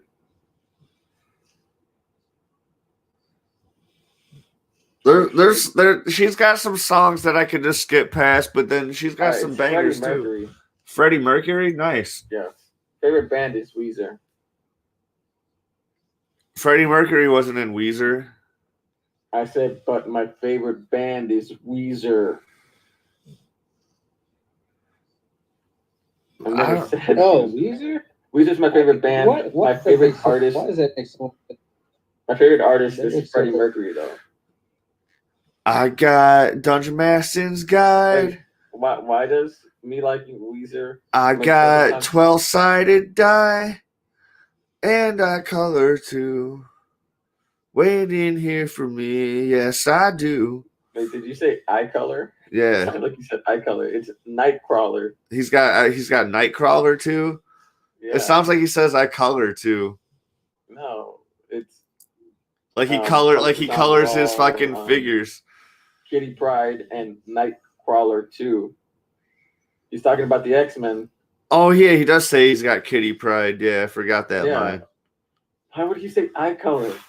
Because he colors his right beforehand. Like he colors his fucking Dungeon Masters, fucking his D&D figures. Context, bro. He said Kitty Pryde, and then he said Nightcrawler too. Like obviously, because before that he said he's got his Dungeon Masters guide and his 12-sided die. So like, yeah, he's talking about random shit in his garage. Like he even talks about like his favorite rock group, Kiss. Like, what does that have to do with D&D? What does that have to do with X-Men? It's just his shit in the garage. Jeez, I was just trying to have some fun with some Weezer, dude, and you're ruining it. I have to. I'm kidding. Dude, I had Say It Ain't So memorized because of Rock Band. So my question is, why does it make sense that I like Weezer? I don't know. It just seems like you look like you just. I don't know how to take that. Yeah, it's not like an insult. I'm just saying, you can look at something, you can tell they like this certain artist. Like you know, he likes music. I don't know how to take that, though. Like, it just sounds like an insult. No, it's like I don't know. It just seems like that's why Timon is laughing his ass off. It does sound like an insult. I like Weezer. I like Weezer too. But like the way you say it, like it makes sense. Dude, you look like you would like Weezer. I have fucking Say It Ain't So memorized. I could probably still sing Say It Ain't So, or like I really got into it. Bro, I want the extended edition of the Blue Album because it's hard to get and it's no longer on Spotify and it's fucking bullshit. There's a few songs that I had memorized because of Rock Band. It was that. It was Maps.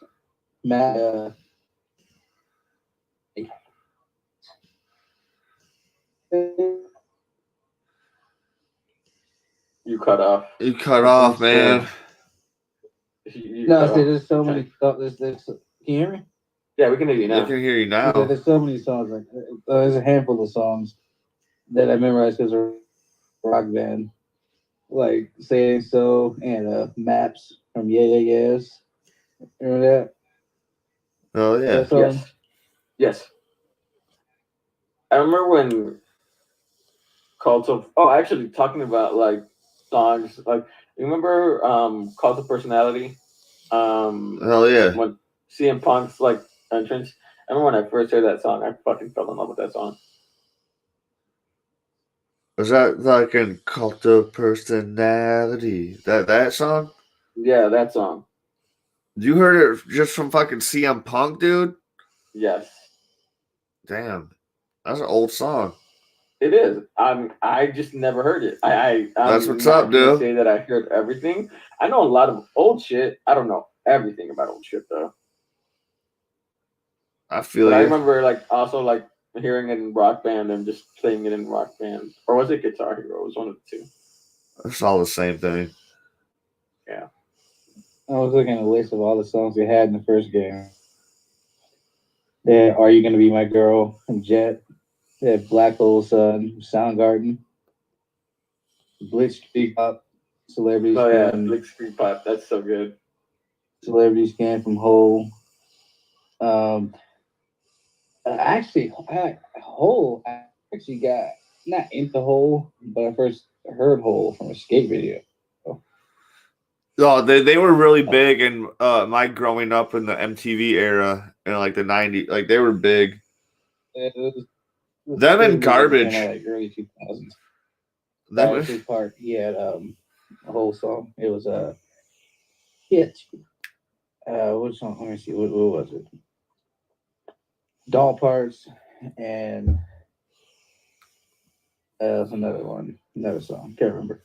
But yeah, kind of got into Hole from a skate video. Some stuff from Rock Band. Dude, skate videos have the best soundtracks, man.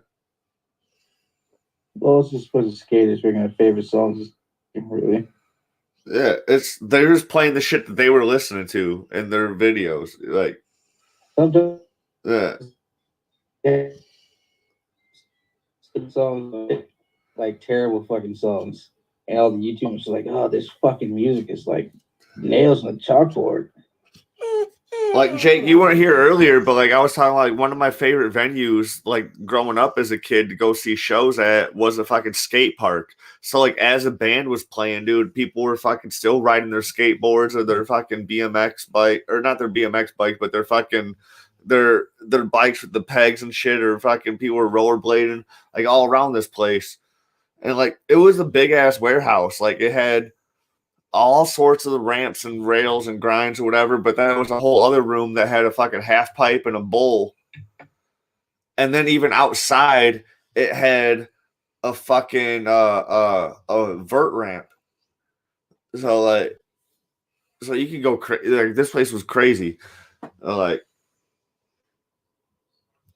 and then bands would be playing there fucking on the ramps and shit, dude, as people were just like skating by. So like that was.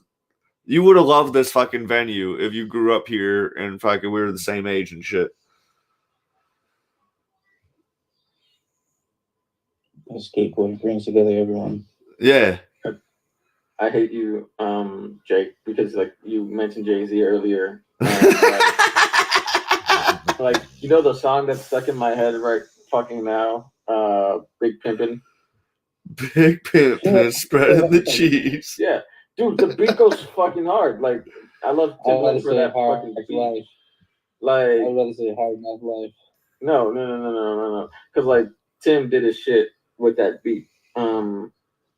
Like that beat just gets stuck in my fucking head all the fucking time. Dude. And now I can't get it. No, I know what you're talking about. I'm trying to keep it from mine. It does get stuck. It's one of those that you can't get it out. I'm going to be singing that shit at work tomorrow, dude, and I'm mad at you. I'm fucking mad at you because like literally I literally muted myself because like I was starting to hum it and like whistle it. I'm like so fucking upset, and like it's mainly because like Timbaland is an excellent producer and like that just his fucking beats just gonna get stuck in your fucking head.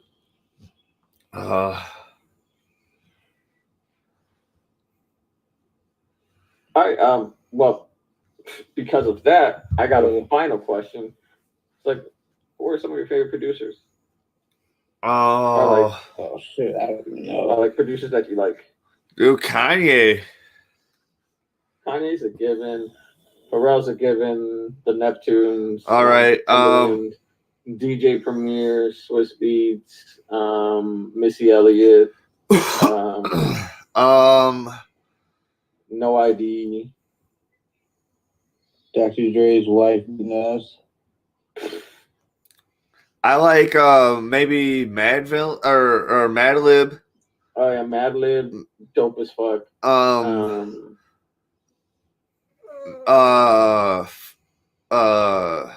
Shoot. Should know. No. That man always got his producer credits for sure. What the fuck does DJ Khaled actually do? Because I know he's not a producer. Does he just fucking? He gets on the mic and says, "We the best." Yeah, like he is a producer. Like he actually. No, he doesn't make those beats that he's yelling on. He's made. I always thought he did, but like somebody fucking scolded me on that shit, and then they proved it wrong to me too. Like they proved that I was like I could have sworn, dude, he actually made some of those beats. He's made beats. He's made some of his own beats. He produced My Life, Lil Wayne again. He produced. Oh, I love that song too. He produced some songs for like. Oh fuck! Who was it? I can't even remember now anymore. Chance the Rapper. Like he had Chance the Rapper in the studio with him. They just fucking ate acid together, dude. That's all they did. He didn't make the beat. Someone else did. He is like the person that brings the people together. I will say that to create a track. No, like he seems like a really awesome dude, but I was like, what the fuck does he actually do? But like I can see that. Like he bridges the gap. He bridges the gap. He brings them together. He's like Professor whatever his name is to create the Powerpuff Girls. That's literally what he is. Utonium? Yes. He literally just like, here, y'all get on a track together. It's gonna be hot, and it just fucking sells. I like people who can bridge the gap. Like when he brought Chance the Rapper, Justin Bieber, Quavo all together in one song, and it became a hit. I'm not gonna lie. Dude, he had the funniest Snapchat like 5 years ago. He did. Like he became like a sensation. I don't think he understood it. Like, but then he got clowned out. He got clowned on because he doesn't eat his girl out. Yeah, I remember that. I remember didn't Evan Richard Wood responded to that. Yeah, even fucking The Rock responded to that. Like The Rock, like one of the dudes who tries to stay as clean as possible, responded to it.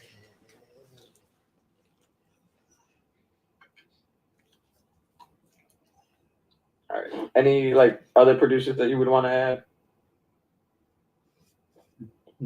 Nah. Quincy Jones. Quincy Jones. There we go. That's the final one. Quincy Jones. Literally produced it for damn near everybody. No, Jerry Heller. Jerry Heller. Oh, do you guys ever remember when you first got into Lenny Kravitz? Lenny Kravitz, dude. I really never really got into Lenny Kravitz. Yeah, Guitar Hero. Guitar Hero? Yeah. Like I like Lenny Kravitz music, but like, I never really got into him. And it's like, and then it's like I saw Zoe Kravitz, and it's like, okay. I always felt like Lenny Kravitz was an underrated guitarist. Like he's not the best, but he's underrated. I think he's good. I think he's good. I just like really sticky like guitar riffs. Not gonna lie. Just like I used to hate the fuck out of Matchbox 20, but I think they're fucking awesome now. Like, how the fuck did you hate them? Oh well. You've matured. You've matured out of having shit taste.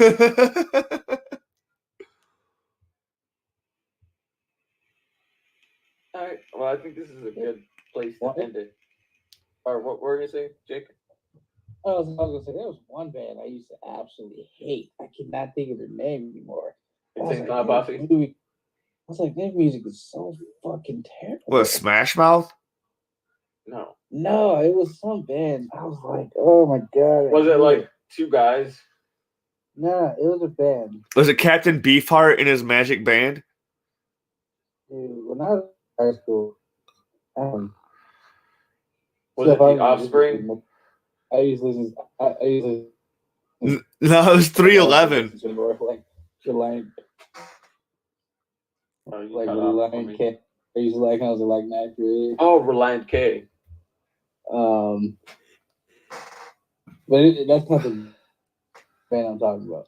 I can't remember what this band was, so I just know they're fucking terrible. There's another one that somebody else told me was worse, and he was right. He said it was Freelance Whales. So yeah, Freelance Whales is even worse, and they fucking were. People don't talk about Freelance Whales. I've never even heard of Freelance Whales. No, dude, check out some Captain Beefheart and his magic band. And check out Paramore. I will say this. No, I'm talking about terrible music. What's your favorite terrible music that you know is terrible, but you still enjoy it? There's a song called I'm All Spice Balls. It's the funniest shit, but I don't think I have anything that I know is terrible that I still listen to. Oh, dude, that was my Like, if you choice. ask- I don't like really, when I I was don't young. really view it that way. There's stuff I might listen to that I know people don't really fuck with. But it's like I don't really care. Yeah, well, that's different. Like just something that people don't fuck with versus something that's terrible is something different. Yeah. That's different. Like my legit answer, like for that would be the Captain Beefheart and his magic band. Like this shit, like makes your ears bleed listening to it, just because like how Captain Beefheart himself sings and like the pitches that his band plays the music in, it sounds good together, but it's just awful at the same time, dude. Like it's I don't know, dude. The two songs I would totally recommend would be Her Eyes Are a Blue Billion Miles and Trout Mask Replica. Don't. But final thing I want to say is, I don't personally like this band, but can y'all leave Nickelback alone? They didn't do anything wrong to you. You know what? Hero's the dope song. Yes, it is. But Fucking like love it. personally, I don't listen to Nickelback. Really, they don't have anything that I really want to go back to. But like, I don't hate on them. Dude, they are That's not. the reason too. Exactly. They are not any worse than any other radio fucking rock band. They're not any worse than like a Three Doors Down. Yeah. That's how I feel about it. It's like I don't listen to Nickelback like that, but it's not that bad. They're not that bad. Out of Like, that era, I'm surprised that people don't shit on Trapped more than Nickelback, because Trapped is actually like a band that did go way downhill, way worse than Nickelback. I only played one fucking song they have. That's a song everybody knows. Headstrong, and that's it. Yeah. I dated a gal like this. This was my sophomore year of high school, maybe junior year, and fucking that song was that song was big. Like I don't make a habit. Oh, bro, you cut off right there. Damn, like you cut off. So sad. I'm gonna buy Jake a mic, dude. Damn.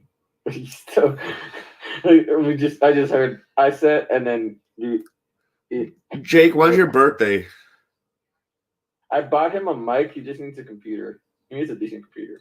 No, dude, we just need to buy him a fucking tablet. We can hear you here. I bought him a USB mic. Yeah. So I was saying, I mean, Jake, when's your birthday? I'm gonna buy you a tablet. I'm good. I have a tablet. Can you hear me? Yeah, right now. Yeah, no, I was just saying, like, I don't listen to Nickelback like that. I'm like, I have to do it, but it's people blow it way out of proportion. Yeah, like the hatred is not as deserved. I think it's just because they're like the most popular of the fucking bland bands, so that's why people hate on them. I don't think it's the most popular out of the most bland bands. Like what's it called? It's not Third Eye Blind. It's another bland band. Some food. That's not Some 41 pop punk. That's a pop punk band, not a bland band. It's I won't remember, but it's like similar to Third Eye Blind. Like they're a really bland band, even more so than Nickelback. But no, Lit is awesome. Lit is awesome. Lit is all right. They have just one song. They do have one song, but that one song is like if you go to a karaoke bar, you know that shit's gonna be a guaranteed play. I mean, yeah, I guess so, but like still, like don't pop it up to be like the best thing ever. It's not Weezer. I would say. Like Weezer has an entire album where you could just play any fucking song. Weezer does have you will hear at least like 5 Weezer songs at a karaoke night. Yeah, I know that. You know who has several albums like that? Who? Take a wild guess. Paramore. Exactly. Yeah, I remember. I was I already spoke about it at the karaoke emo bar. Like there was a whole bunch of group of girls, and like Paramore came on, and I just joined their group. They were cool with it, and we just started jamming out to the person karaoke to Paramore. Hey, so if you were to go out karaoke and singing or whatever, what would be your top 3 songs that you would sign up for to sing? I don't know. I remember the first time I went karaokeing, I played a song by I made a huge mistake. Let me remember the name of the fucking song. It was by the Black Keys.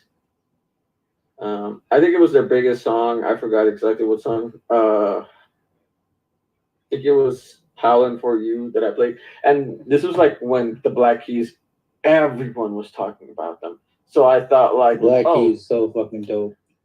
Like I was like, I'm gonna sing a Black Keys song because everybody knows Black Keys. Nobody in my friend group knew who the Black Keys were, so like no one was vibing to the songs, at all, and it was embarrassing. And I thought I went with the sure fucking thing. Hell yeah! Oh, like, I've been there. The Black Keys sounds like it would be a surefire thing, right? Yeah, I've been there. I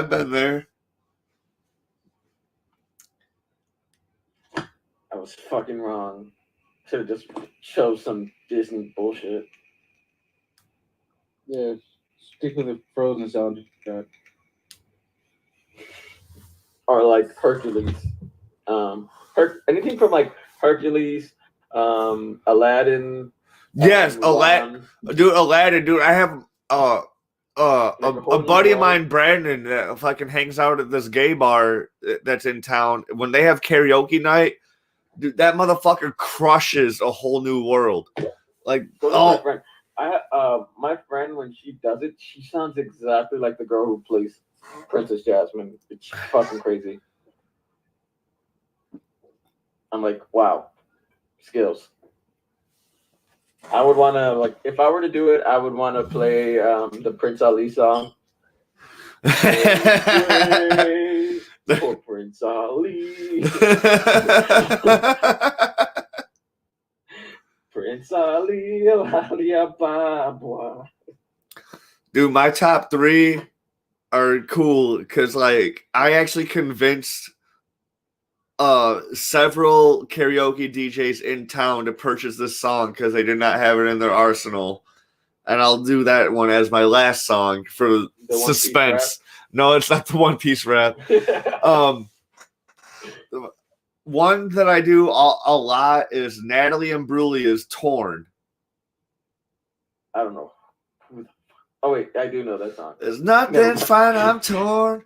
I'm all out of faith. And this is. It took me a while to remember because I don't listen to that song at all. And then I'll do Britney Spears, "Baby One More Time." Oh, basic. You got to go with Toxic. I can't do Toxic. And then honorable mention to Backstreet Boys, "Backstreet's Back." Okay. Well, yeah, that's a go-to. Like, and Backstreet Boys, NSYNC, Britney Spears, Justin Timberlake solo work. That's all go-tos. Yeah. And so then my top one that I like to do a lot is the Pokemon theme song. How the fuck you would not do the One Piece rap, but you'll do the Pokemon theme song. Pokemon theme song, bro.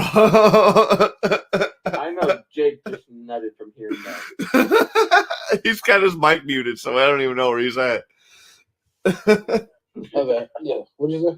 The Pokemon theme song. See, you fucking heard it. Yeah. You knew it. No, I heard everything you said. I was just doing something real quick. But he nutted the moment he said Pokemon theme I was song. gonna say, what about "Gimme" from Britney Spears? Oh yeah, give me more. That song was dope. For me, it would be Toxic. No, but what? Toxic. Like if I'm choosing a Britney Spears song, I feel like nothing is as good as Toxic. No, but when I sing these songs, dude, I perform while I sing them, and I wouldn't be able to do the performance of Toxic justice. When I do Baby One More Time, dude, like I get into character, dude. I act like I'm the schoolgirl, and I'm like, and like I get into character. When I do Natalie Imbruglia as Torn, like I act like I'm a sad woman that's just going through all the worst shit, dude. Like riding through your woes. When I do fucking the Pokemon shit, dude, I act like I'm on a fucking adventure to become the very best, dude. Like you put your hat to your back.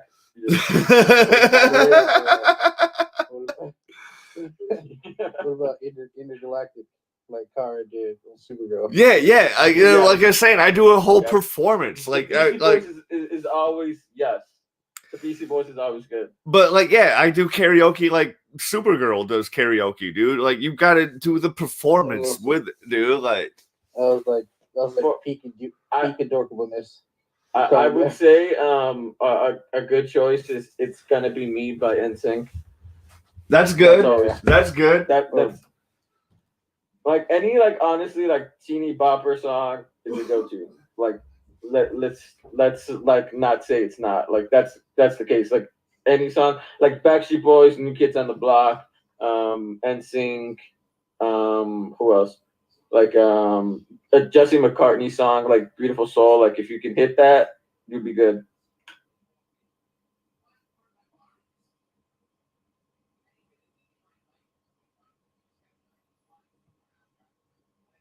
No, nothing. Everyone's just silent. I was trying to think of another one. Oh, you say bye bye bye. You say bye bye bye. No, I didn't. I said it's gonna be me. But bye bye bye. That's a good one. Oh, I'll do that one too. Yes. Dude, this one I met this one dude randomly at this night at this karaoke night.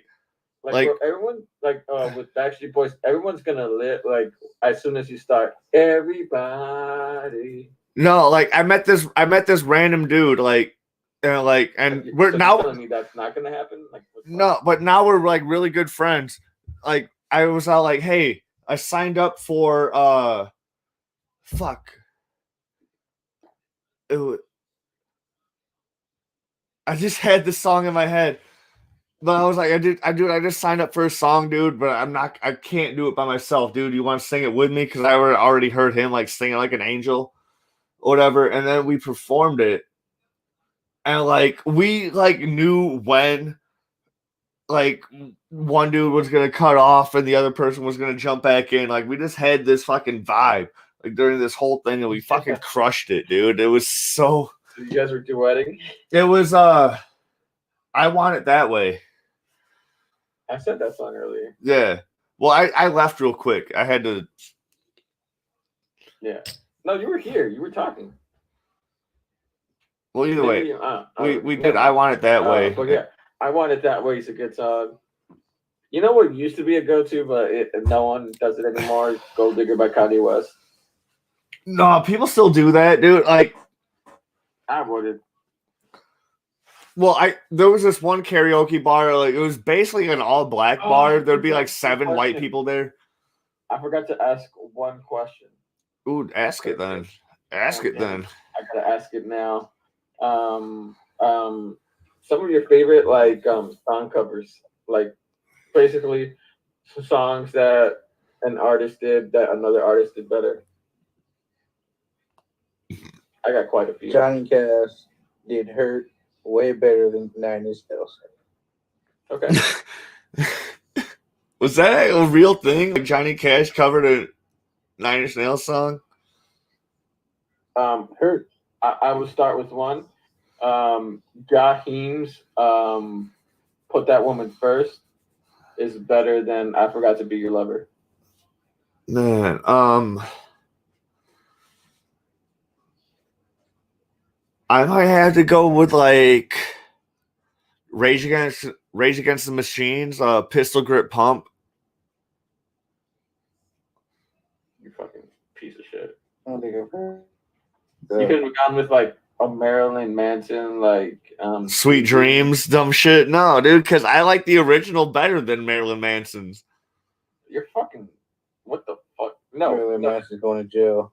I could have done Fuji's. I could have done Fuji's fucking Killing Me Softly. Killing Me Softly, but I like that original too. Like I don't know which one I like better. Wait, which original? No, Marilyn Manson's going to jail. Which version of that song do you like? Of Killing Me Softly? Yeah. I like them both. Huh? I like them both. No, but which? No, there's like 5 versions of the song. From the. Whose version do you like the best? And I will tell you if that's the original. I don't. Shit, dude. I don't know. Like there was this one. I didn't know there was 5 versions. I heard an original, and I was like, I liked it. Like the song is just a good song. So like. Okay. If you have a good voice and you're singing that shit, it's gonna do good. Lauryn Hill like kicks ass, dude. Like, okay. One that a lot of people don't know about is the phrase cover of "Heartless." Way better than the original. If you like, like Kanye's "Heartless." They did "Heartless." They did a cover of "Heartless," and that shit is fucking amazing. Like they added like the emotion, like even more emotion to the song. Dude, there's some rock band that came out, like I don't know if they're new or not. I don't know who the rock band is, but when I'm driving with a specific coworker, he likes to fucking play the radio. And they did a cover of Gautier's fucking Someone That I Used to Know. And this shit is awful, dude. Like you guys are ruining a fucking huh? What'd you say? It's disappeared like the Avatar. Well, either way, dude, like that song, their one hit fucking song is awesome, dude. That Someone That I Used to Know or whatever. And this band covered it and they fucking just butchered the shit out of it. And I get mad when people just do covers just because they think they can. Another one that's really good is Childish Gambino's cover of Into You by Tamia. That's a really good cover. Not gonna lie.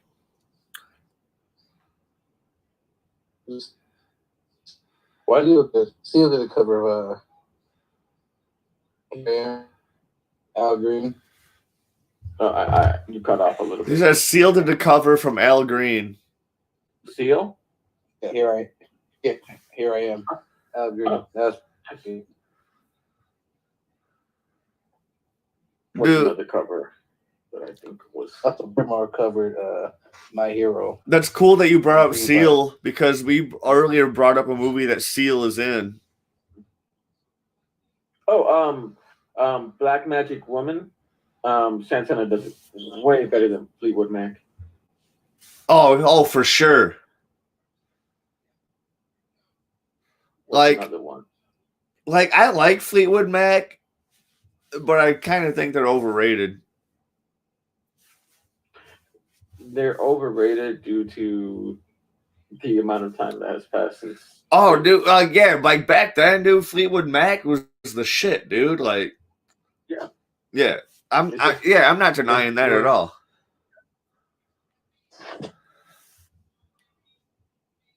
See, what's another cover that's really good? Another Marilyn Manson one. His cover of. What about Lissy covering Pursuit of Happiness? Kid Cudi. Who? You hear that? Lissy. Lissie. No, I never heard it. That's pretty. You might like that's pretty decent. Send it to me. Kid Cudi for sure. Pursuit of Happiness. But y'all should listen to the phrase cover of Heartless. I enjoy that. That's y'all need to comment all this stuff onto my latest YouTube video called Timon's Put-Ons, so I can get put on to like I can share all this music live if I can listen to it for the first time. Can I play it here right now? No, like I guess. No, but won't you get demonetized? There's like get a copyright strike. Maybe, but then I'll just have to cut that part out. It'll be fine. Nah, I won't play it. I think it's a good place to end it now, and I'll share it with you guys right after we end it. All right. All right. Well, thank y'all for listening to our podcast where we discuss music. We went through a lot. Actually, I didn't think we'd get to 2.5 hours, but we did. And thank you for listening. If you have any recommendations for anything for us to talk about, we'd be more than happy to do so. It can be anything besides what we've already talked about. So thank you for listening. Bye. Peace. I cut you off already. That's fine, dude. Like I'm still alive. All right.